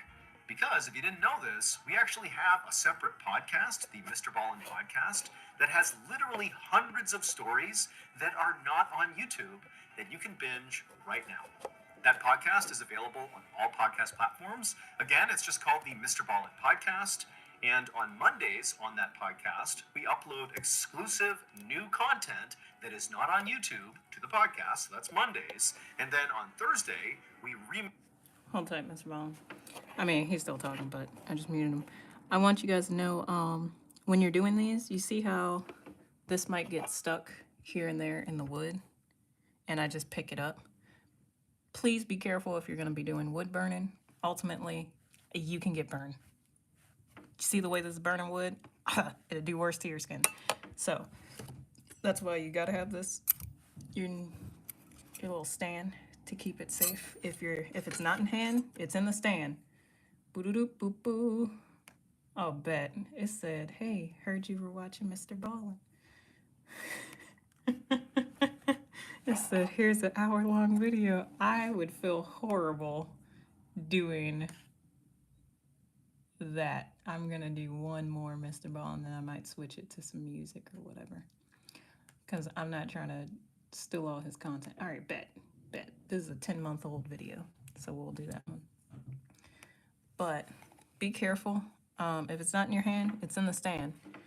If you're trying to go through and like trying to make a certain type of cut in it, like these are thinner cuts, and I did use this top in a very unnatural way because I'm pretty sure that's not what that's used for, but it's still available, so why not? And it's already hot. I don't want to have to wait, so I'm like, okay, let me just... That's what was taking me so long to figure out if I was going to do this or the other one. And so we are going to switch to this one in a moment just so I can hit these real quick. It's going to be slick, but things like this and like this where it's thinner details or thinner lines, you know, I thought about going back and making this thicker. It'll look like how we did these thicker burn lines that are all just so smooth, not here and here or here and here, but like this or this. Yeah, it didn't make that sound, but I did. I was thinking about doing that here and like really, but I'm gonna wait because if I do that in the background, right, and have those rays pop, pop the shadow. I mean, pop the shadows. I could put the shadows in the back and then have the rays painted, and then I can do the landscape down here. We play, we figure it out. All right. Last Mr. Ballen video is 27 minutes, so, and we've been doing pretty good. 84 minutes. Okay. A little over an hour. All right. Story you very like. Hold on a sec. My bad, sir. Let me slap the like button and tell it owes me money. I don't know. All right. So I'm gonna finish this one up real quick and then hop over into this one. And I might call it after that. Just because I do want to do some anime ones. And that'll be the next live. The next live that I do will be wood burning anime drawings. So I'm gonna have to draw those for you guys ahead of time so we can just hop into the burning part just like we did today. All right, the last Mr. Ballen video for today. I love these stories. Again, I'll put his information in the link. If not, it's already in the community section of our channel. If I don't see y'all before the end of the night, thank you for coming through. Happy New Year to you. Be safe wherever you're gonna be. Pick that spot, enjoy your time, and just know how you're getting home. Okay, if you know how you're getting home, you can do anything tonight and go back alive. So just be safe. Just don't crawl into any holes or fall off any hills, as we've heard.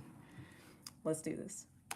Likely will at some point in today's story, you very likely will at some point go, okay, I know where this is going. But you won't, because the ending to this story is so random that it actually took 100 years to piece together what actually happened. 100? But before we get into that story, if you're a fan of the strange, dark, and mysterious delivered in story format, then you've come to the right place because that's all we do, and we upload once a week. So, if that's of interest to you, please bring the like button out hiking with you on Kodiak Island in Alaska, but don't tell them you've secretly stapled a huge raw steak to the outside of their pack. Also, please subscribe to our channel and turn on all notifications so you don't miss any of our weekly uploads. Okay, let's get into today's story.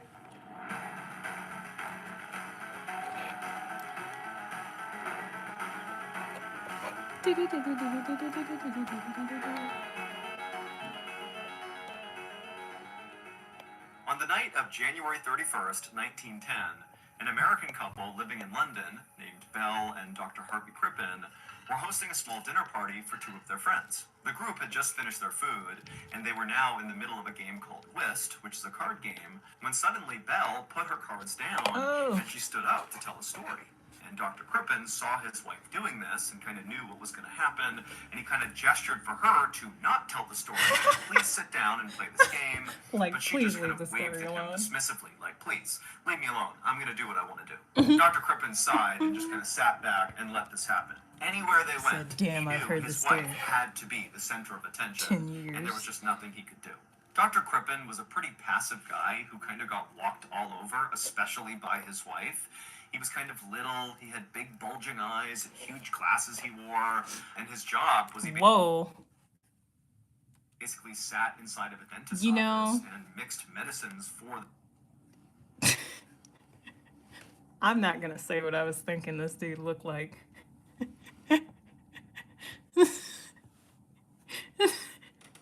Because I'm not at a point in society to say what I wanted to say. So I'm gonna just let this rock. If y'all watch this video, y'all might think the same thing. It's titled The Horrid Mystery Scotland Yard Got Dead Wrong. and his job was he basically he had big bulging eyes, huge glasses he wore, and his job was he basically sat inside of a dentist's office and mixed medicines for the dentist. And so he was just kind of like this anonymous. See how I just tried to force that little, even though it's not used for that particular type of burn, I don't think. I think this would probably be a better one to go straight across. That being said, that little that it did, please, please, please be careful. I've already almost burned my thumb that way. Or maybe I did, I don't know.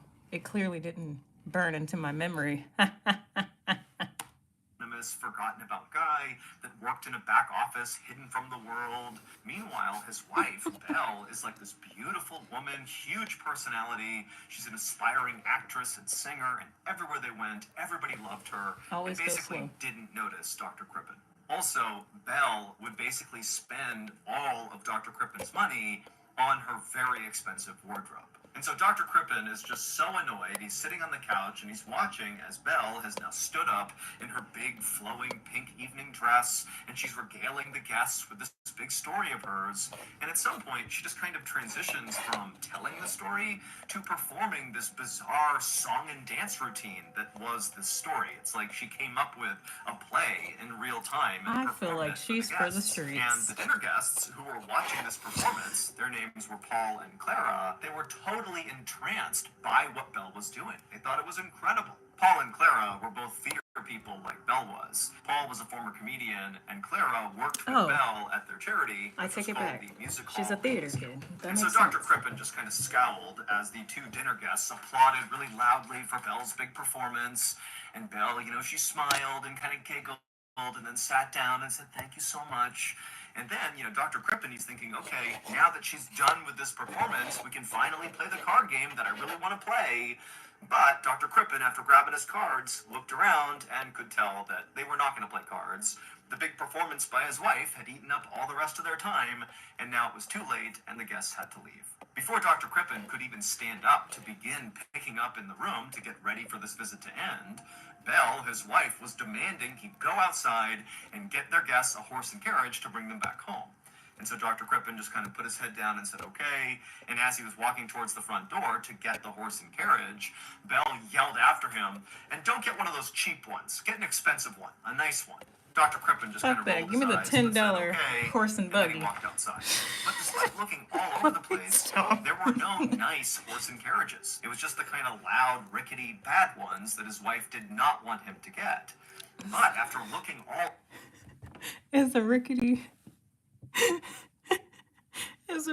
horse and carriage equivalent to today's basket that has that little wheel that spins and makes a little squeaky noise that you never want to hear, but it's like, this is the last basket they got.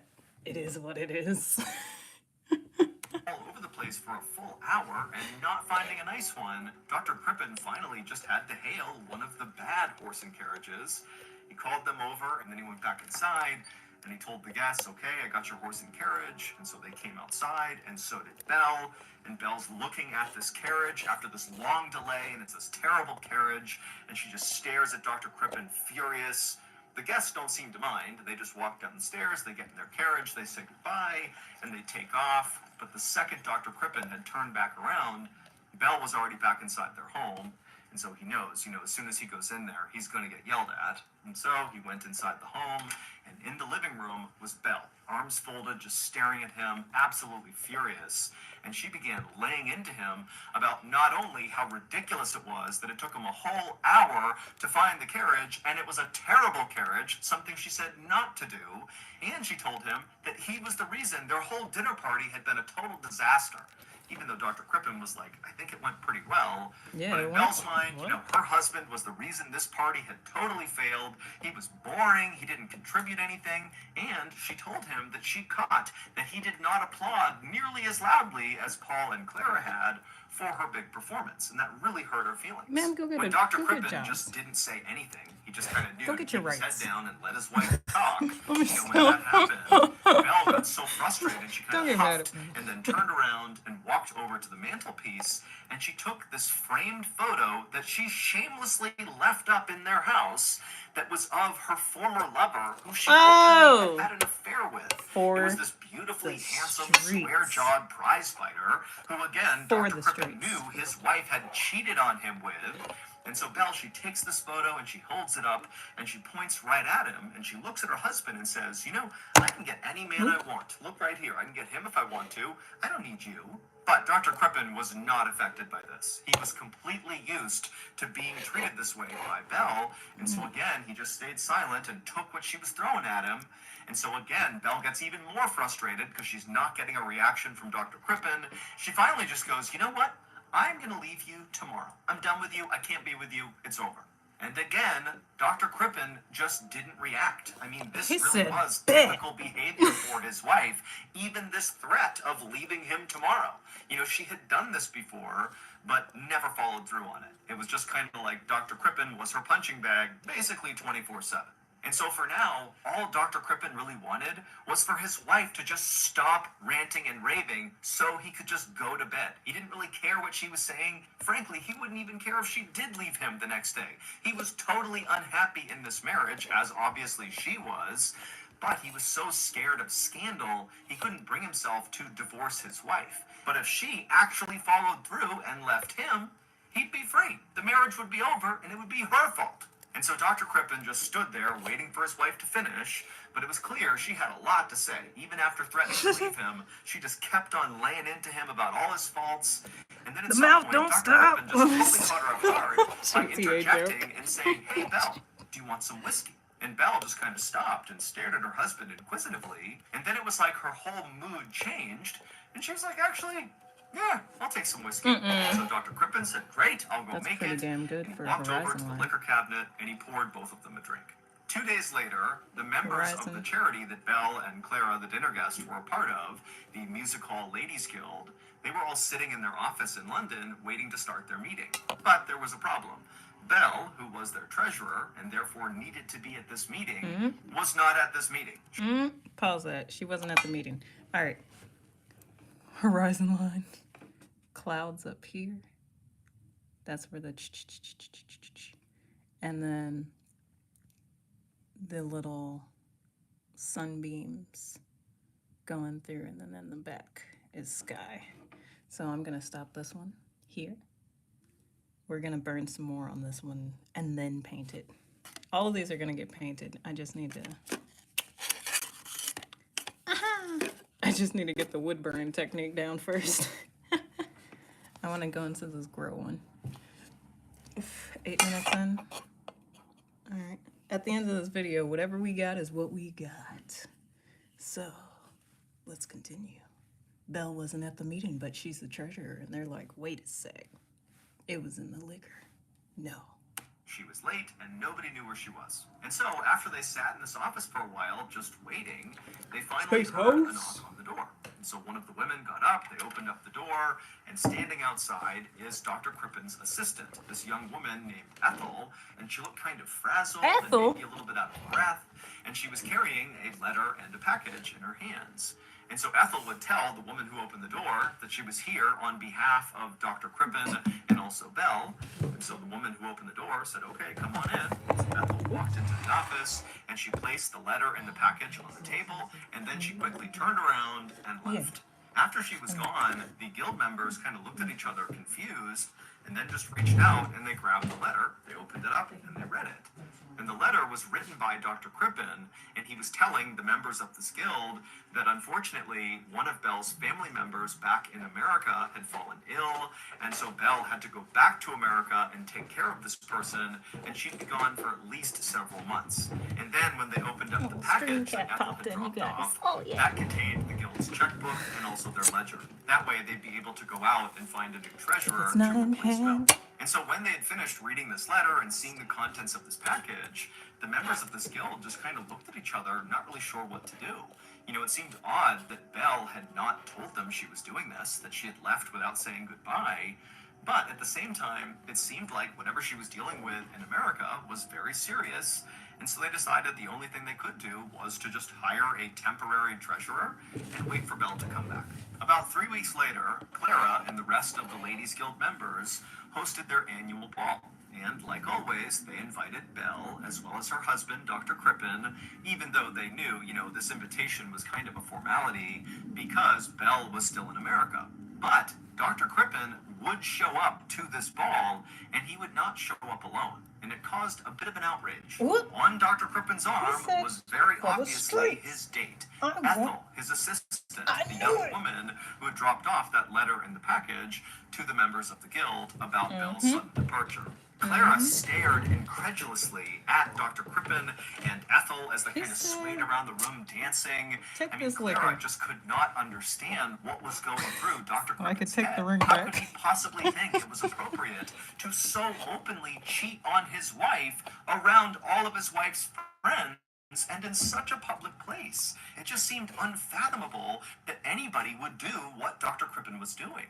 And so that night, Clara and the other members of the Ladies Guild, they got together and they decided that, because of Dr. Crippen's obvious infidelity, they could not invite him to be a part of anything to do with the Ladies Guild, at least not until they talked to Belle again when she got back.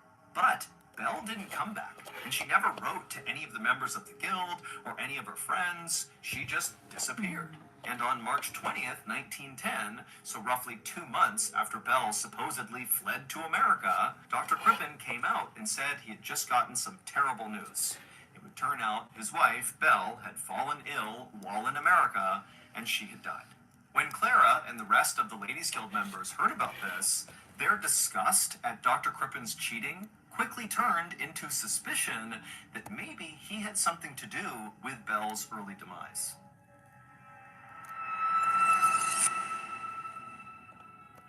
As many of you may already know, 2 years ago we launched the Mr. Ballen podcast, and we actually launched it on Valentine's Day 2022, which was not intentional, but we decided to just kind of go with it, and eventually we began calling the release day Valentine's Day. And last year, to commemorate Valentine's Day, I hosted a live digital storytelling event, and it was totally awesome. It was very intimate, and I got to meet a lot of all you amazing fans of the strange, dark, and mysterious. And so for this year's Valentine's Day, we decided we would just do that again. We would host another live digital storytelling event. The event is totally free. All you have to do is click the link in the description to join the official Mr. Ballen Discord server. And then once you're in there, there's all these prompts that'll get you all set up.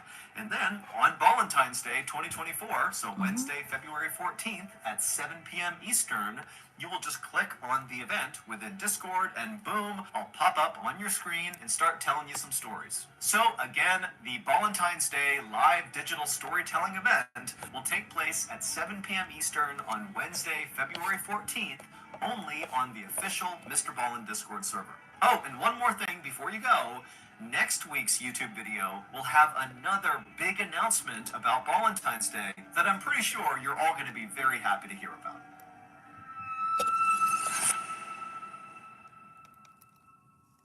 So one of the members of this guild went to the police and reported Belle missing. However, at first, the police were not inclined to pursue this case because from their perspective, there was no evidence of a crime committed here. All they knew was this woman, Belle, had died in America. She drank the Kool-Aid. Never drank the Kool-Aid. And so especially in the middle of an argument. Contrary to that were Belle's friends who basically were saying, well, maybe she was murdered by her husband because her husband was cheating on her. And the police were like, that doesn't line up. Just because he was cheating on her does not mean he killed her.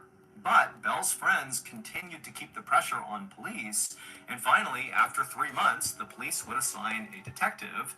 His name was Walter Dew, and Inspector Dew had been a detective for more than 20 years, and he had even worked on the very famous serial killer case, Jack the Ripper, and had been one of the people who actually found the last body, although the Jack the Ripper case had gone unsolved. But coming out of that investigation, Walter Dew had really developed a great reputation as a really good detective. And so to have him lead this case was a big deal. And so on the afternoon of July 6th, 1910, so roughly 5 months after Belle had gone missing, Inspector Dew, as one of his first things he would do for this case, went to Dr. Crippen's house to ask him about his wife. Now, Inspector Dew expected that Dr. Crippen would tell him the same story he had told everybody else about Belle, which is, you know, she had to go to America to take care of this sick relative, and while she was over there, unfortunately, Belle passed away. But what Dr. Crippen ultimately told Inspector Dew was not that. Now, at first, Inspector Dew just asked Dr. Crippen a lot of basic questions about his wife. But Dr. Crippen seemed really awkward as he answered these questions. He actually almost seemed really embarrassed. And Inspector Dew clearly noticed this, but just kept on asking these routine questions and just allowed Dr. Crippen to act however he was going to act. But at some point, Dr. Crippen just stopped answering the questions altogether, and he paused for a minute with his head in his hands, and then he took off his glasses, he put them on the table, and then he looked up at Inspector Dew, and he said, "You know, I should just tell you the truth. Belle isn't dead." Dr. Crippen told the inspector that the day following that dinner party they hosted with Paul and Clara, that morning when Dr. Crippen woke up, his wife was gone, and all her things were gone too. She had packed up in the middle of the night and left without telling him where she was going. And so Dr. Crippen realized his wife had finally made good on the threat to leave him. Dr. Crippen said he lied about what happened to Belle because he was trying to avoid a scandal. He said that, you know, while Belle was horrible to him personally and really mistreated him, she was really kind of amazing with everybody else, and everybody else loved her. And so Dr. Crippen really believed that lying about this would ultimately save her reputation and his own. So it was a win-win. And once Dr. Crippen was relatively sure Belle was not going to be coming back, that she really had left him for good, that was when he began openly dating Ethel, because he had actually been in love with his assistant Ethel for a long time, and he felt like now, with his wife out of the picture, he could finally love her out in the open. That's what even he though said. he admitted, you know, He nobody said, would actually "Oh, understand the shit." dynamic here, because everybody else thinks Belle is over in America, and here I am cheating on her. But, you know, Dr. Crippen insisted to the inspector that this was the truth. He was not cheating on Belle. He didn't have anything to do with her disappearance. Pretty hot. She left of her Touch own it. accord, and here he was. And so after Dr. Crippen explained all this to the inspector, Dr. Crippen just put his face in his hands and just looked so ashamed and embarrassed, to the point where Inspector Dew really believed Dr. Crippen. I mean, this is a guy who has just poured his soul out about some of the most embarrassing things of his entire life, so he's got to be telling the truth. Also, Inspector Dew couldn't help but think to himself that Dr. Crippen was this little kind of passive-seeming guy who did not really He seem looks capable like a of- villain. Not in the hand, in the stand. Boop. Tell me that man don't look like a villain. Like, he's making potions right here in this photo. He's thinking about what to blend right now to poison his wife. He said, "I want to be with Ethel." And hello, Ethelium with the controlium and this holium, and I'll be free. Yeah, he looked like a whole arse villain. All right, I think I'm down to like these 2 bits. Thank you, camera, because the way I wasn't sure if it was going to, but it did. So this one, pointy, could use it for all of this, because there's not too much thick. Like, this is the thickest, and then this branch, and then I got to get in here for that, so this might be perfect. This one, you know, I liked playing with this one. This one I think I did for the skates.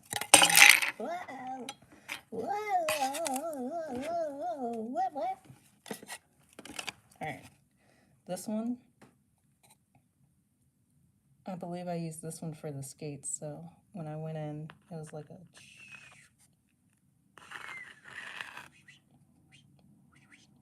So I'm thinking that not this one, but this one for growth will grow.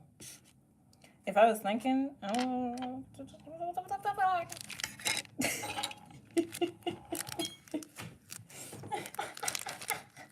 If I was thinking, I would have done this for each day of Kwanzaa. I just picked that up like it didn't just come out of the thing. Oh, thank God, my fingers are always ice cold. They're always ice cold. Put your tools back so you don't lose them. And let's grow together. Yes. Yo, y'all be putting up with me. And 108 minutes? Yeah, that's love right there. That's love. And I love doing what I do. So, thank y'all for joining me, and thank y'all for coming through. We're gonna knock it out. This one I might do off screen, or I might record it and, y'all know how I be doing things at this point. Y'all know. We gonna make it happen. We gonna have fun with it, and we gonna make it look as good as we possibly can in that moment. Coming from this being the first one to this one, actually, I was worried about this one, but like, I love this little horizon right here. Oh, this being the first one to what we're about to do on this one, yeah, your girl is hype. And then what I did here, you can see where I rushed. When you rush, you can see the bumpiness in it. But like the cleanliness of the points, woodworking might be my thing. Woodworking, we're burning some wood, burning some time, and burning the goods. Villain. That's all I had to say. That's all I'm about to say on that. Let's get back to it. Run it back 10 seconds. All right, Mr. Ballen, take over. We're going to finish this up. Truth. Also, Inspector Dew couldn't help but think to Unplugged himself currently. that Dr. Crippen was this little kind of passive-seeming guy who did not really seem capable of killing somebody else. But at the same time, Inspector Dew could definitely see a woman like Belle leaving Dr. Crippen the way that she did. Still, just to be thorough, Inspector Dew asked Already Dr. getting Crippen hot. if he wouldn't mind allowing the inspector to search the property, because after all, this is a missing person case, and so we gotta check everything. Dr. Crippen said, absolutely, search my house, do whatever you gotta do, and Inspector Dew would do just that. He went all over the house, looked everywhere, and he would find nothing. So the inspector told Dr. Crippen that as of now, he believed his story and that basically the case was closed. I believe you for now. But Inspector Dew really needed to talk to Belle in order to officially close the case, because right now, everybody thought she was dead, no one had heard from her, and so that was the one missing piece. And so Dr. Crippen said that was totally fine, and he and the inspector actually worked together to draft up this little advertisement that would go in newspapers in America that basically would say, hey, Belle, if you see this, you need to contact police in London because we're looking for you. And so after the two men had come up with the language they wanted for this advertisement, Inspector Dew thanked Dr. Crippen, said he'd be in touch, and then he left. But 5 days later, when Inspector Dew went to follow up with Dr. Crippen, he discovered that Dr. Crippen and his new lover, Ethel, his assistant, were both gone, and nobody knew where they were. And this changed everything about the Belle case. Inspector Dew couldn't help but think, Dr. Crippen and Ethel look like they're running from something. So probably they lied to me about their involvement with Belle's disappearance. Yes, they don't and go so nowhere. Inspector Dew sent physical descriptions to all the newspapers and police stations all across Europe, and also he made a note to check all the ships that were bound for America in case Dr. Crippen and Ethel had decided to flee Europe that way. And while this big manhunt was just getting underway, Inspector Dew and his team went back to Dr. Crippen's house to do a much more thorough search. So police descended on Dr. Crippen's beautiful 3-story home on a quiet street, and they went inside and they tore apart everything. They flipped over mattresses, they opened up drawers and closets, they threw everything out, but they found nothing suspicious. But at some point, Inspector Dew, who was feeling really annoyed that he'd been totally duped by this doctor, he was walking down the basement steps in Dr. Crippen's house, and as he went down, he saw there were other investigators already in the basement conducting yet another fruitless search, But as Inspector Dew kind of turned the corner at the base of the basement stairs, he noticed the bricks that were laying in front of the fireplace that was in the basement just looked a little bit off, like they were maybe too new or something. And so, just kind of acting on a hunch, he walked over to these bricks that were laid out right in front of this fireplace, and he's looking at them, and he grabs a poker, one of the pokers you use to move the logs around in a fire, and he just began tapping on each of the individual bricks right in front of them. And with every tap, he would hear this solid thump sound that you're hitting something hard that is beneath this brick. But as he went along hitting each of these bricks, he eventually reached the kind of center of these bricks, and when he brought that poker down on one of those bricks, it made a hollow sound. Clearly, there was something underneath these bricks. And so Inspector Dew is super excited. He calls for his team to come over, and one by one, they begin pulling up all these bricks, and after they're all gone, they see there's this perfectly smooth layer of clay that these... Let me show y'all this. Oh, y'all go watch the video so you can see all of this after I end this. Keep listening. I gotta charge my tablet. Bricks were sitting on top of. And so Inspector Dew called for a shovel. A guy brought one over, and Dew, he took one scoop with the shovel, and immediately this horrible smell began coming out of the ground that was so gross that the guys around Inspector Dew began retching and vomiting, and before long, the entire group of investigators had basically fled the basement to get away from this horrible smell. But after composing themselves, Inspector Dew and the rest of his team put handkerchiefs over their nose and their mouths, and they went back into the house, down into the basement. They grabbed that shovel, and they continued to dig, and after just a couple of scoops, they saw what was causing this terrible smell. In this clay pit, this hole in the basement underneath the bricks, were all these human body parts in the ground. But there were no arms, there were no legs, there was no head. All you had were just the internal organs of somebody, and then also there was like a blanket of skin that looked like it had been extracted from somebody's body with near surgical precision.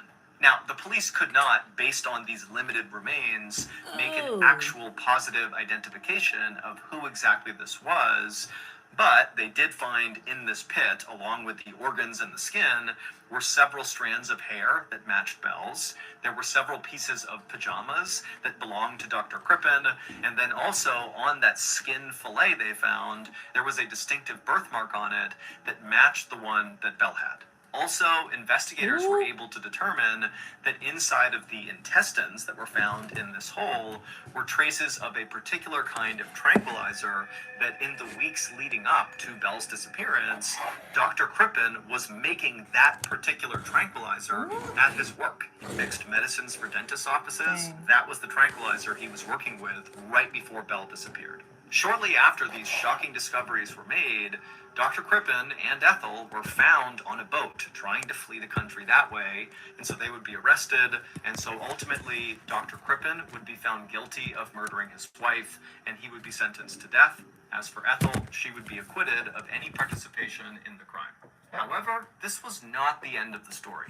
Far from it. 100 years later, in 2010, a forensic scientist from Michigan State University fished out a piece of tissue from the remains found in Dr. Crippen's basement that had been preserved inside of a London museum. Now, this murder case had been officially closed since 1910, but the bizarre details of this case had never really fully made sense to a lot of people. Like, they didn't understand how or why Dr. Crippen had successfully disposed of his wife's head, her arms, her legs, all her bones. Those are all gone. Nobody ever found those. But he decided to keep her organs and her skin buried in his basement under loose bricks. That doesn't make any sense. Also, if Dr. Crippen killed his wife by poisoning her, which is what is suggested from all that tranquilizer that was found in her intestines, that basically he overdosed her, then why did he dismember her afterwards? The reason killers often kill with poison is because it makes the victim's death look a bit more natural. Whereas if you mutilate someone's body, then obviously someone did it, and you're calling suspicion on yourself.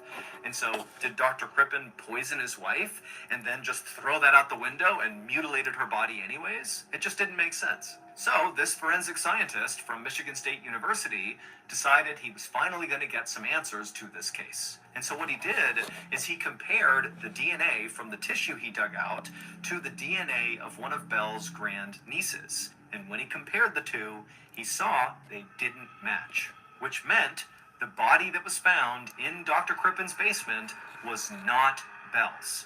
But that wasn't even the weirdest part. It was determined following this test by this forensic scientist that the body in Dr. Crippen's basement wasn't even female. It was a male. But to this day, no one has ever been able to identify who that body was, and Belle was never found. All we know is an innocent man, Dr. Crippen, was put to death for something he didn't do. We know in February of whose 2000, body a police officer in a small... Ho. We know whose body that was. Belle was a loose woman. She was out there saying, I could get any man. So it was either one of those any man, or it was, you know, her champion that she was trying to get in the first place. We all know that. We know that. Belle, you're not slick. Missouri town stepped into an apartment where a man had just taken his own life. Now, this police officer felt bad for the guy, but at the same time, when he walked inside the apartment, he fully expected this to be a pretty straightforward and easy case. Man commits suicide, the end. However, after walking over to the body, the officer spotted something odd laying on the ground near the dead man's head. It was a book, and it was open to a page with writing on it. So the officer knelt down and read what was on the page, and it sent shivers down his spine. Clearly, this writing was meant to be found. But before the officer could flag this to anyone at the scene, another discovery was made. A videotape was found in the dead man's trash can. And when the police watched that video, they were not prepared for what they saw. So that's going to do it. Be sure you check out our brand new Ballen Basics merchandise line over at shopmrballen.com. We got some really good stuff over there. And also, if you enjoyed today's story, be sure to check out our podcast called the Mr. Ballen Podcast, where we have hundreds more stories, a lot like this one, but many of them are only available on the podcast. Again, it's called the Mr. Ballen Podcast, and it's available on Amazon Music. Wait, don't go anywhere. If you're looking for more strange, dark, and mysterious videos... You know what? I'm sorry. We gotta do one more, because I expected this to be... There is a little cottage right on the water in Maryland called... Oh, wait. Not him talking about Maryland. I don't want to know. I don't want to know. Nah, but for real, I hope you guys are having a good day. I hope this gives you a little bit of hee-hee, lee-lee, ha-ha. And we will be doing a lot more lives. I want to do a live once a week, like how we started. Like, and now that I have the setup, but, you know, working on the backdrop and everything else, we'll get there. We'll get there in time. But you guys got to admit, like, your girl been making this work. You've been making it work, you know, for the most part. I will say for the most part, with what we have, the quality's been at least B tier, because I know I can do better with what I have. And that's why I'm like, let me do my best with what I have and then get more. So I'm really excited for this. I say get more like I can just make it happen, but we'll get to that point too. Thank you guys for coming through. I'm still gonna finish this one up, and I'm gonna put on one last Mr. Ballen video. There's betrayal, and then there's this. That's the title of it. So go ahead and check it out. I'm just gonna drop his channel link. Once I finish the live, I'll put that up in the description so y'all can see it and y'all can go share some love. I've liked every single one of these videos because I love his narration, and it helps me grow as not just a content creator doing a lot of voiceover for stuff, but it also helps me do public speaking, me do voiceover and voice acting, and just really honestly taking in somebody else's story as far as a conversation or a communication moment. Like, for real though, like you can pick up some details if you just listen. just listen. So let's get back into it. This is the last video, and then this is the last coaster that I'm going to be burning. I may or may not. We have the little dot joints to put on the back of these, so when it sits, it doesn't slide. I may or may not do that, and then seal them with resin for water protection, liquid protection. We're gonna see. We're gonna see where these lead, but these are all gifts, so yeah, I'll let you know which ones aren't claimed, because whichever ones aren't claimed, you're more than welcome to ask me for it. I think the only thing I would say is, in this moment, I can't pay for shipping, so, you know, you pay for shipping and tip me out as an artist, and it's yours. So, I'll see what I can come up with, and the ones that I don't send off to family and friends, they're more than welcome for community grabs. And I think I might do that once a month too. Any art that I've created within that month or so, or, you know, I might just do that from all last year. I got a lot of those pieces. I gotta make room for new stuff, so take it as a love thing. This is my love language. I create, I give, I learn, I give, I make money, I invest it, and then I give. So I love y'all, and let's continue this. Let's wrap up. Let's do this. There is a little cottage right on the water in Maryland called Cottage 506. It's a rustic place with a wood fire stove, I'm a gonna go couple of find small it. No, I'm beds, a kidding. small sitting area for breakfast, and then outside the cottage on the porch you have this amazing view of the water, and then behind the cottage is the resort that the cottage is a part of, and the resort offers guests that stay in this cottage great food, great entertainment. I mean, this is a great spot. However, Cottage 506 has a dark secret, and it's the reason I and many other people will never be staying there. But before we learn about Cottage 506, if you're a fan of the strange, dark, and mysterious delivered in story format, then you've come to the right place, because that's all we do, and we upload once a week. So, if that's of interest to you, please offer to house sit for the like button while they're away for the weekend. But instead of looking after their property, just spend the entire weekend downloading viruses to the like button's computer. Also, please subscribe to our channel and turn on all notifications so you don't miss any of our weekly uploads. Okay, let's get into today's story.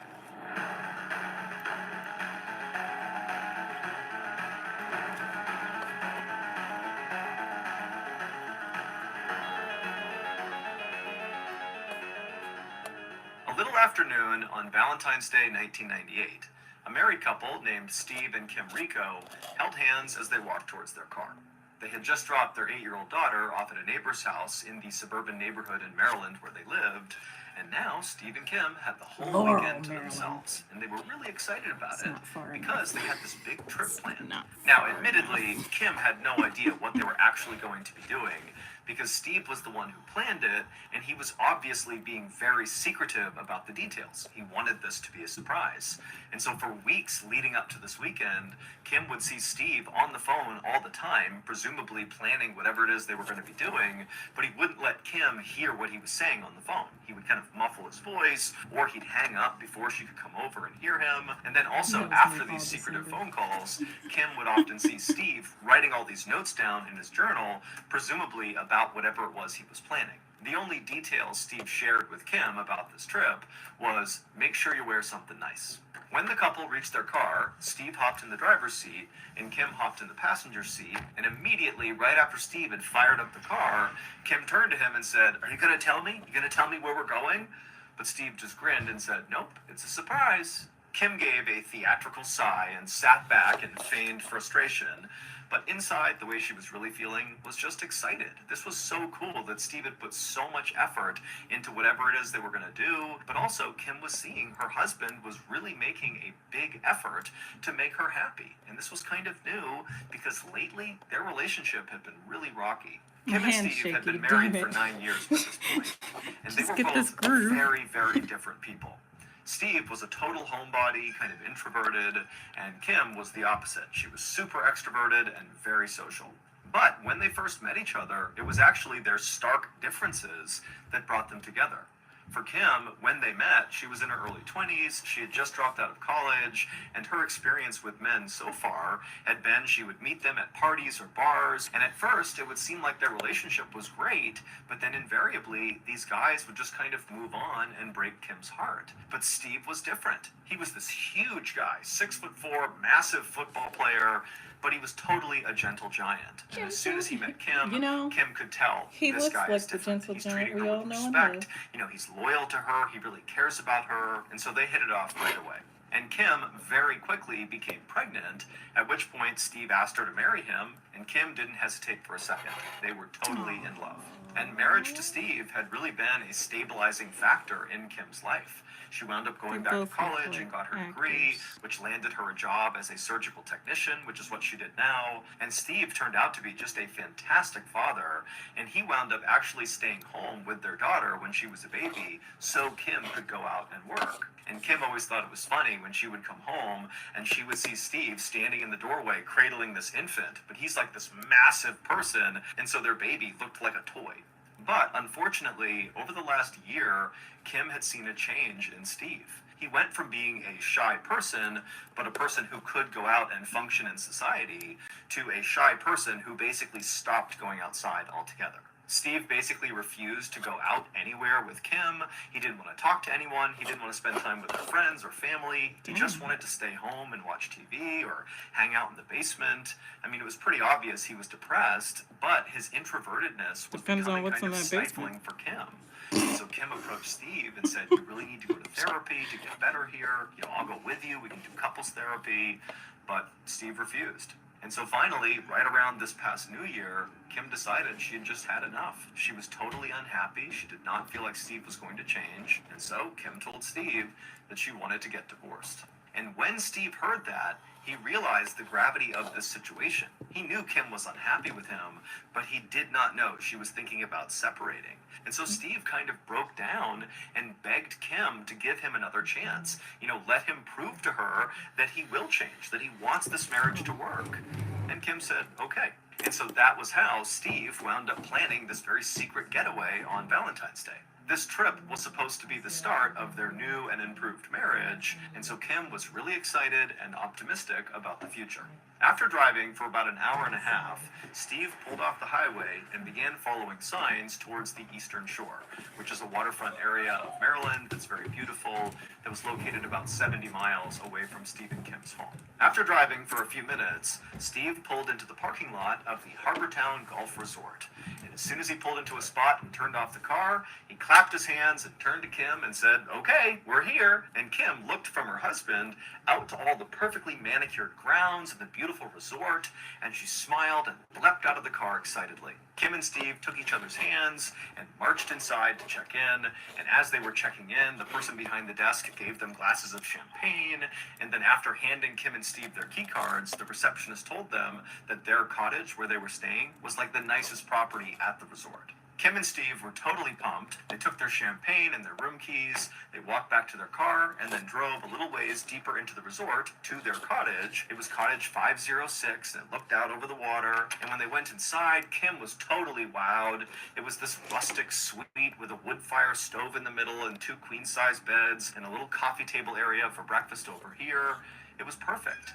And then when Kim actually walked into this cottage, she noticed there was a card sitting on a table, and it looked like a wedding invitation. Kim was confused and looked over at Steve, and Steve just smiled and said, "Go, check it out." And so Kim walked over and she grabbed the note and she began reading it, and as she did, she began to smile.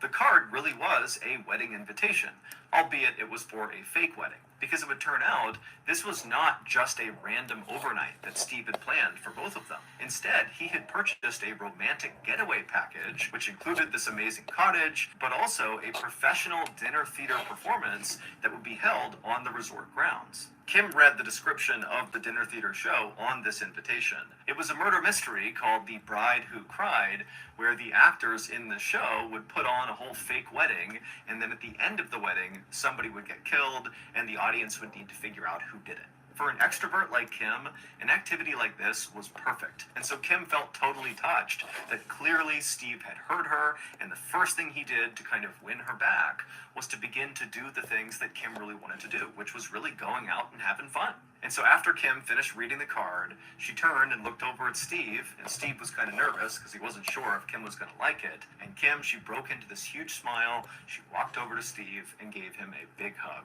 And Steve, he was so happy, and he hugged her real tight right back. Kim and Steve would spend the next couple of hours sitting by their fire inside of their nice cottage, drinking their champagne and talking about the future and just telling stories and having a good time. And then around 7 p.m., Steve and Kim put on their nicest clothes and walked their way over to the area on the resort where this dinner theater was going to happen. It was in an event hall with a bunch of round tables set up for the audience. And so once Steve and Kim and the other audience members all took their seats, the actors and actresses came into the room, and they were all dressed in their wedding clothes. There was a bride and a groom and a wedding party, and the audience was instructed to participate in the wedding as if they were wedding guests. And so the audience all stood up, and they began kind of having this fake social hour of meeting all the wedding guests.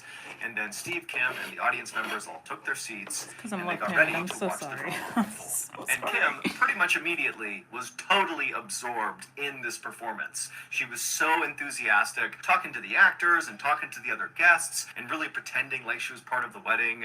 I mean, she was having a blast. The play itself was about a groom who was in the mafia, who was forcing his bride to marry him by threatening her family. The climax came when the groom stood up and gave a toast with his champagne. He took a sip and then fell down dead. Kim watched all of this with delight, but she kept looking over at Steve, hoping he too would be smiling and having a good time.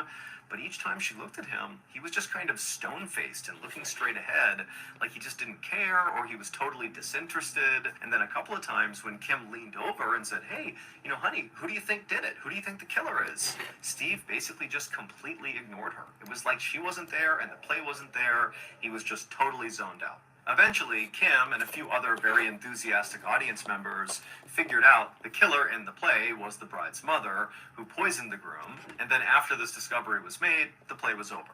As everyone got up from their seats and began to leave, Guess I won't be going Kim to see couldn't that help but play. feel Let me really stop. annoyed with Steve because he was just so silent and not invested in this play. And it's like, we came all the way here. Why aren't you at least pretending to enjoy this? But Kim also thought, Steve put a ton of effort into this weekend. He's clearly trying. I'm not going to start a fight. I'm not going to bring it up. And so finally, Kim just said to Steve, "Hey, why don't we go to the bar and get a couple of drinks, bring them back to our cottage, and just hang out there for the night?" And when Steve heard this, he actually smiled and said, "Okay, great, let's do it."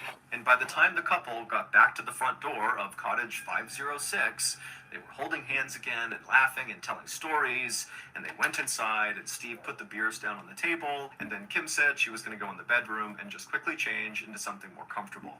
And so Kim walked into the bedroom and shut the door, and Steve walked to the front door and turned the lock.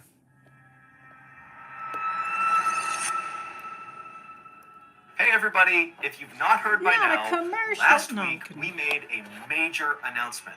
Our flagship podcast, Mr. Ballen Podcast, Strange, Dark, and Mysterious Stories, that pretty much immediately rocketed to the top of the charts when we launched in 2022, and then quickly was scooped up by Amazon by the end of the same year. Yeah, that show, our top show, is now available everywhere. It is no longer just on Amazon Music.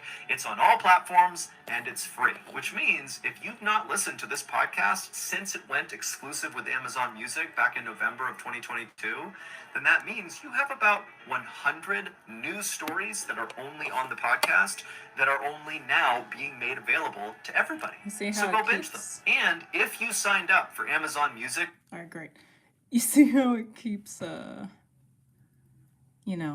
tilting a little bit, bending inside the piece? Oh! Yeah, I burned up my hoodie so much grabbing this.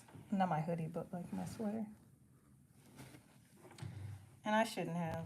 Those are permanent burns, and I'll remember this moment and be like, damn, well, grab the inside of my shirt. And we'll do that. All right. Almost done. or Apple or whatever, give us a follow, listen to an episode, and then please rate the podcast and leave a review. It does an enormous amount for the growth of the show. I'd really appreciate it. All right, back to the stories.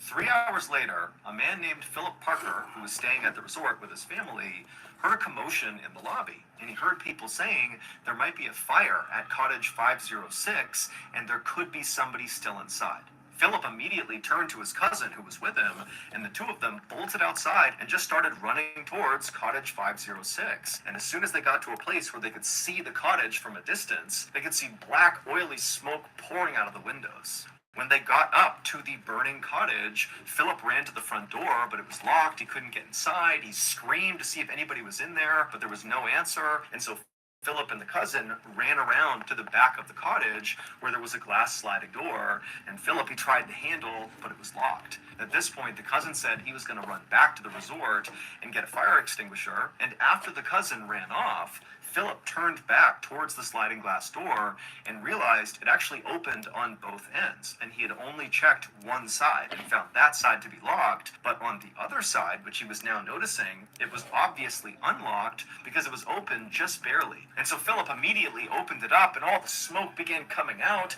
and so Philip dropped down to get a better look because down low the smoke had not fully settled. There was a bit of an air pocket right at the bottom of the floor, and so Philip got down and he looked inside, and for a second he couldn't quite see anything, but then he noticed in the middle of the bedroom, right inside this cottage, he could clearly see somebody's feet. Somebody was on the ground. And so Philip screamed that he was coming in, and then he opened the door the rest of the way, and he began low crawling into the bedroom. And as he did, he was hacking and coughing from all the smoke. And so finally, Philip reached this person, and he grabbed their foot, and he shook them to try to wake them up. But they weren't moving. But the fire was getting bigger and stronger. The smoke was getting thicker. Philip was really starting to panic and was worried that he too would get trapped in here. And so he just grabbed this person's leg and began pulling them. And it was really hard, but he finally got this person back to the door. He couldn't quite get them over that lip of where the sliding door was. But right then, Philip's cousin showed up, and the two of them were able to grab this person and get them out of the cottage. And this was the moment when Philip finally got a look at the person he was just dragging out, and it was immediately clear to him that this person was deceased. Their face was basically gone. It was completely burned away. In the days and weeks leading up to this weekend, Steve really was taking secret phone calls and writing notes down in his journal because he was planning something very special. But he was not the only one with plans for this weekend. Here's what police say happened after Kim and Steve got back to their cottage following the show, and Kim went into the bedroom to change, and Steve went to the front door and locked it. A couple of minutes later, Kim came out of the bedroom wearing something sexy, and she looked at Steve and smiled and said, "Come on, get in bed. I'll join you in a second." And so Steve's like, "Great, my plan is working. We're going to reconnect here." He climbed in bed and he laid down. And Kim, she walked over and got something out of her bag. And then she walked back over to the bed and she pulled out a syringe and she stabbed it into Steve before he could do anything. And she injected him with something called succinylcholine. Kim had access to this drug from her job as a surgical tech. Succinylcholine is used to relax people's muscles during surgery. But if you give someone too big a dose, it can stop their breathing. And this drug works pretty much instantly, which means Steve would have seen his wife stab him with that syringe, but then instantly he would have been totally paralyzed, but fully awake and fully alive. And so as he was laying there, he would have seen his wife put the syringe down and then grabbed lighter fluid and then walked over to him and calmly poured the lighter fluid all over Steve's face and chest.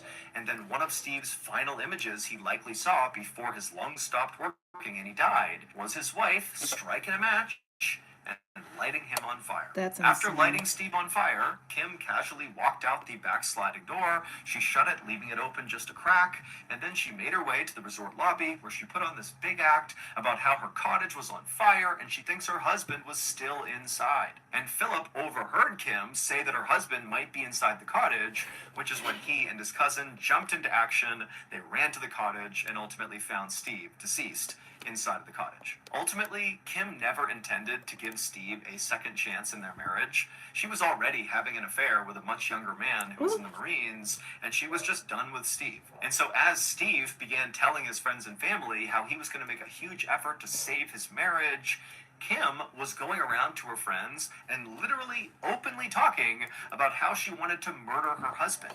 But nobody took her seriously. They thought she was just kind of venting and being kind of dramatic. But as soon as the news broke that Steve had died in this fire and Kim had not, people rushed to the police to tell them, pretty sure Kim had something to do with this. Kim was convicted of her husband's murder, and she was sentenced to life in prison. It would turn out the primary reason why Steve was so secretive before going on this trip was he really wanted it to be this unbelievably special, romantic, kind of like recreation of the couple's first date. That's crazy. And so what he was doing is he was calling all of Kim's friends and family members and asking them questions about things Kim liked because he wanted to incorporate all of her interests in this trip. And then after these calls, when Steve was writing in his journal, that was not just writing down like logistics of the trip. He was also writing down how much he loved Kim and how excited he was for their future and what they would build together as a family. I mean, Steve really believed they were on a path to reconciliation. Damn, yeah. But of course, that just was not the case.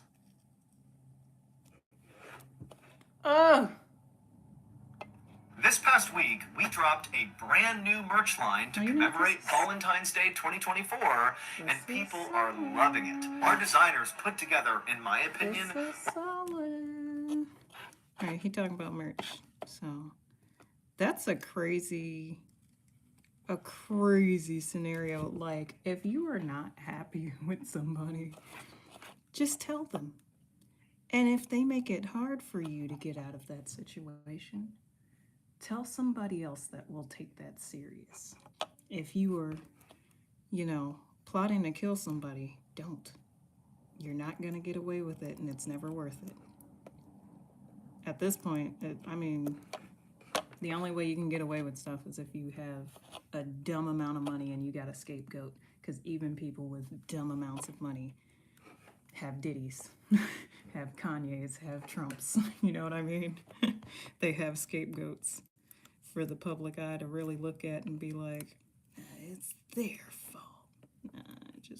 Just relax. Killing somebody's never the answer. Just walk away. Cheating's never the answer. Just walk away. Barking's never the answer. Just walk away.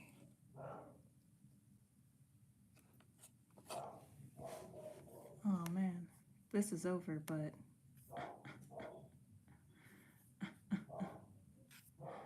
I can't start. Yo, it's like the chaos just started happening. Just chaos. Just chaos.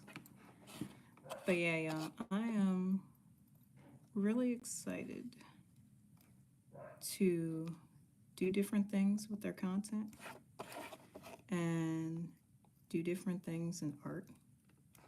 Because, like, I'm an illustrator, right? So that's why I'm able to just hop into this particular style of artwork and just be like, I'll use what I know as an illustrator to at least do my first couple of them. And then past that, like, going from this to this,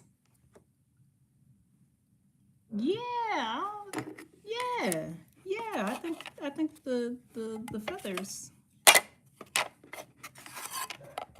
the feather joint is definitely, I'm sorry about my dog in the background too, but the feathers will probably have this little and I'll probably do it with something like this, or what I did with this one, probably the same way, but the thinner head or bit.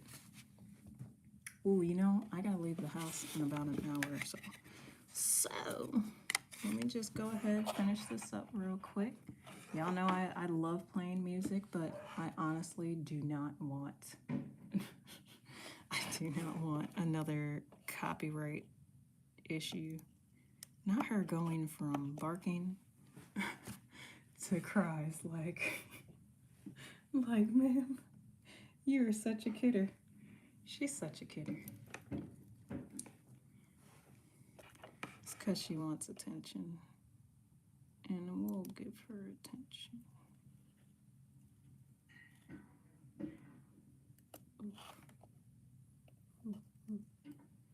But yeah, I'm very excited about being able to hop into different things like this. Like, the house is an art studio, and truthfully, any type of like art that you want to just hop into, you should.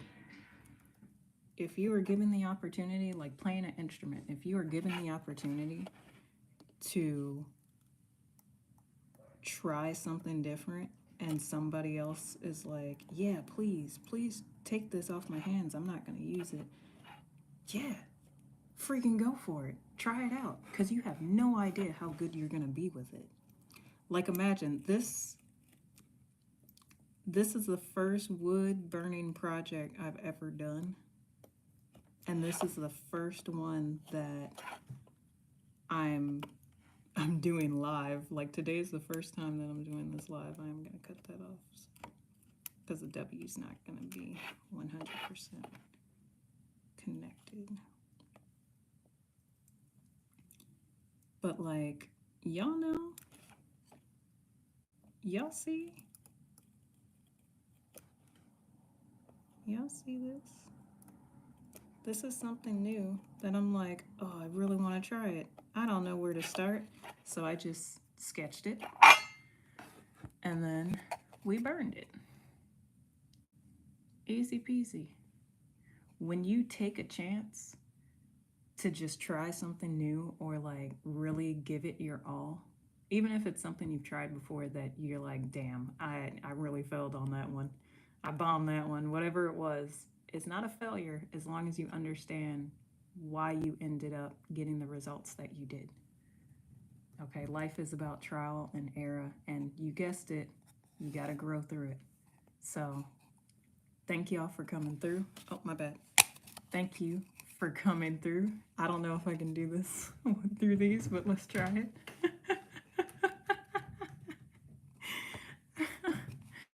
Thank you for coming through. Thank you for, supporting the channel, liking, sharing, subscribing, requesting, getting involved on the Discord. Small things like that are really going to help me take this and make this into what I believe it can be. This isn't just going to be a YouTube channel. This is going to be something worth the grow for me to say thank you. And we will add our own sunshine and rays as we go. This one, I'm definitely gonna work with it. I want you guys to fly high. I told you I'll try it.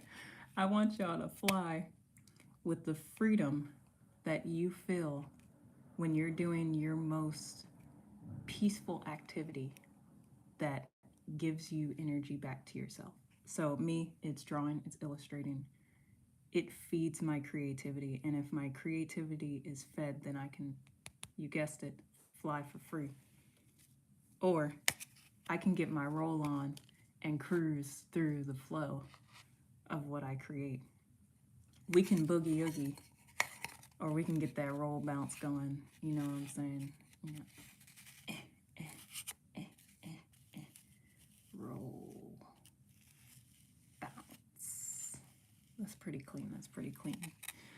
And then, at the end of it all, we just have to make sure that we are not faster than our wisdom. So then we got to look at Rafiki and have a good laugh and just enjoy what we have done, what we are doing, and what we can do moving forward, because that is always an option. You can, and you will. Remember that. Hey. But yeah, y'all, for Chickadee, this is the first one that I touched, and where did I just put you? Oh, it's under the thank you. From the first one that I touched to the last one I touched, it's improvement. And that's, look, if you aren't improving what you're working on, then are you really working on it? Or are you just doing it just to show people, hey, I have this cool stuff and I want to do this? Don't be that person. Really, really, really play with different things, find out what you like, and when you do find out what you like, nourish that skill, okay? We're going to be doing a lot more wood burning. I find that I really, really like this. That's why I've been on here for 153 minutes. So, this is going to be one of our longer lives, yeah, that I've done in quite some time. Y'all deserve more, and we will have more. But I just want to show from the first one that I did, rushing, using different bits that didn't make sense for text and stuff like that, to imaging text and doing a whole different, like this, I was like, oh, I want to do thank you.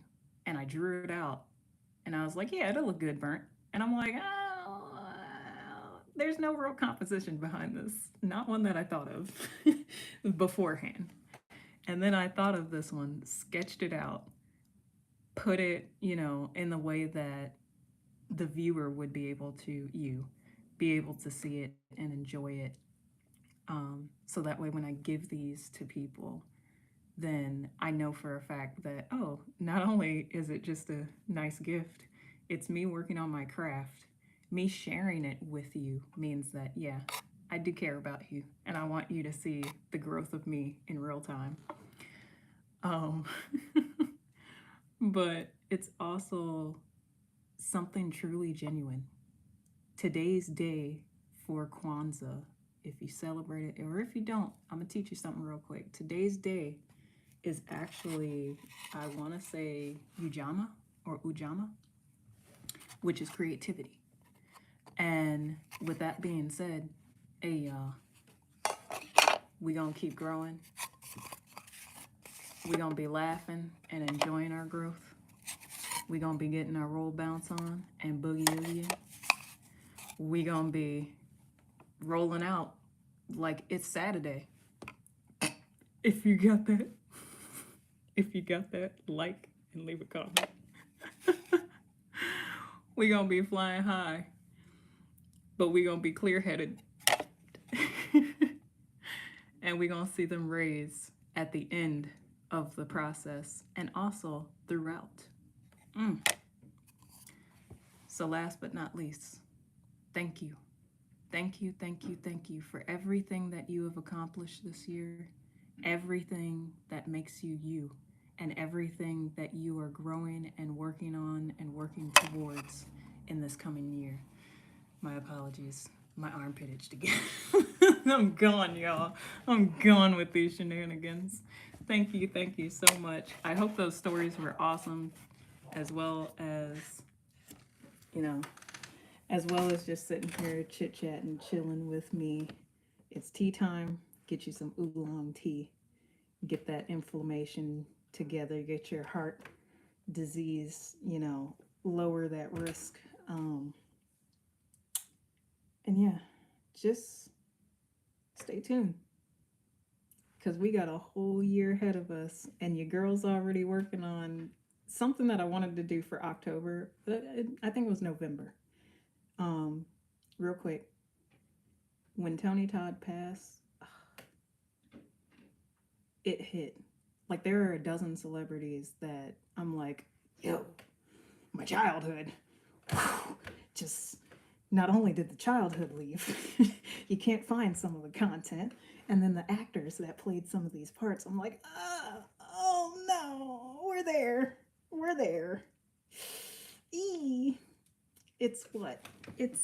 I'm saying it's what, like, it's not the 31st, last day of the year, and then 12 days from now is my birthday, and I'll be 30. And I feel like I should be doing a long stream, just because the way that we started this, I did a 6-hour stream. So I'm like, oh, I want to do one of those again. I miss it. So if I miss my birthday, we still going to do one in January to highlight that that's when we started the channel. And also that should be 3-4 years. Your girl been working. You've been working. 203, I think this is the video, 203. But yeah, y'all been staying up with me. So as much as I like to highlight how much I've been doing and how much I accomplish and how much I love enjoying the process of doing these things, I enjoy you for being here. Because truthfully, there are several times where I wanted to quit, but I can't quit if my job is to help people. I'm always that person. And that's something that if I'm not being my authentic self, my truth, if I'm not living that truth, I get sick and I can't help anybody. I truthfully do. If I ever get like sick and it's not like COVID or somebody just sneezed on me, it's because internally I'm not right.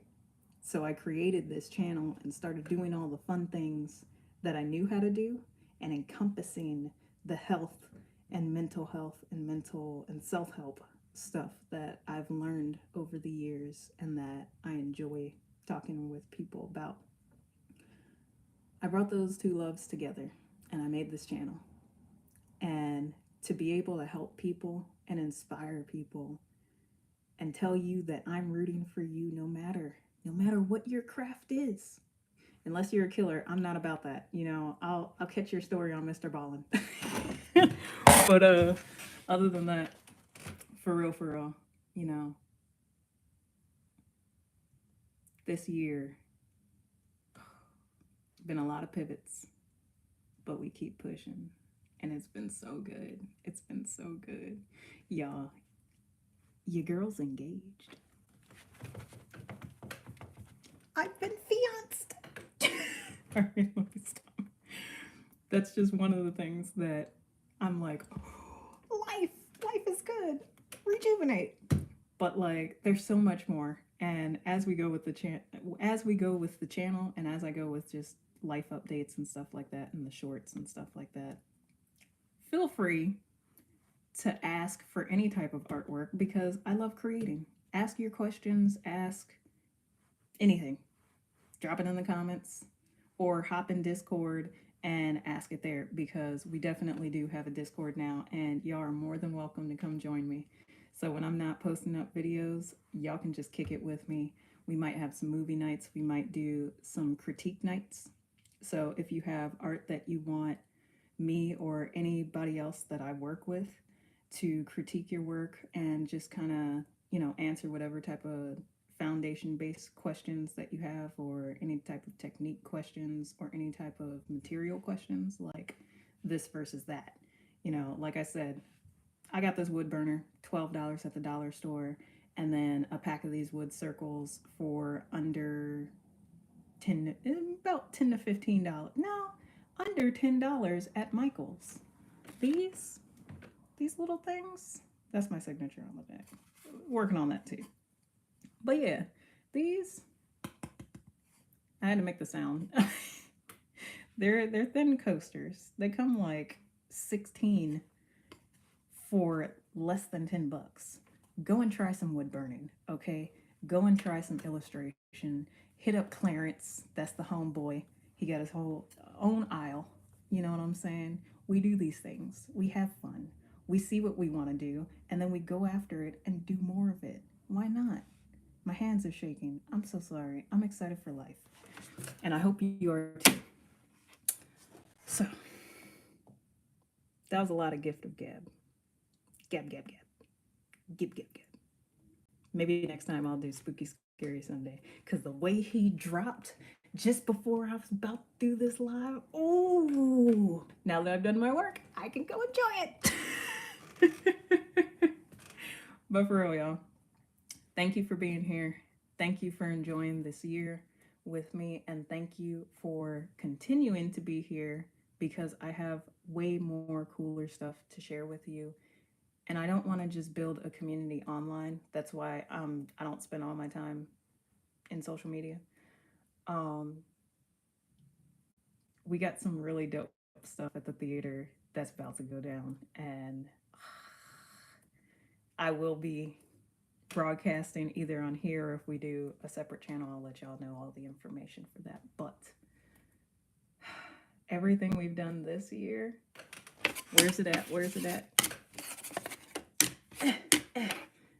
There it is. Everything we've done in 2024 helped us, you guessed it, grow large enough for 2025 to be the tree from our seeds of 2024 and 2020 in between those years. So let's do this, you guys. Let's really do this. Help me make this channel big enough to where I can not only help my community and help myself, small, because at the end of the day, I gotta feed me before I'm able to feed others. Matter of fact, I have a food run to make, so I absolutely have to go. But yeah, help me not just take care of my community here, but take care of the community that is reaching out to me here and there for the small jobs. I want to be able to do bigger things for them. I want to be able to help the community centers over here in West Baltimore and in East Baltimore. Enough of this difference bullshit. Everybody's special, everybody's not special, but everybody deserves a chance to at least get the base level of necessities. That's what I'm working on. So when I'm not here having hee-hee moments and laughing and growing, I'm putting my hands in the dirt and I'm getting it done, okay? That's what life is about. Share something, learn something, share it with somebody else that does not know, that can truthfully benefit with it, and don't hurt anybody else while you're growing. That's your first step to being a good, decent human being, in case you were wondering. We need more of this out there. So I'm gonna shut up because I've already captured you for long enough. Y'all know I can talk. That's why I do a lot of voiceover. I just be like, here's a thought. And I'm gonna be hitting y'all with some of those more and more. So remember, there is an art to everything that you do and everything that you are. Please go out there and be the best you that you know how to be. Happy New Year, and I'll see you on the other side.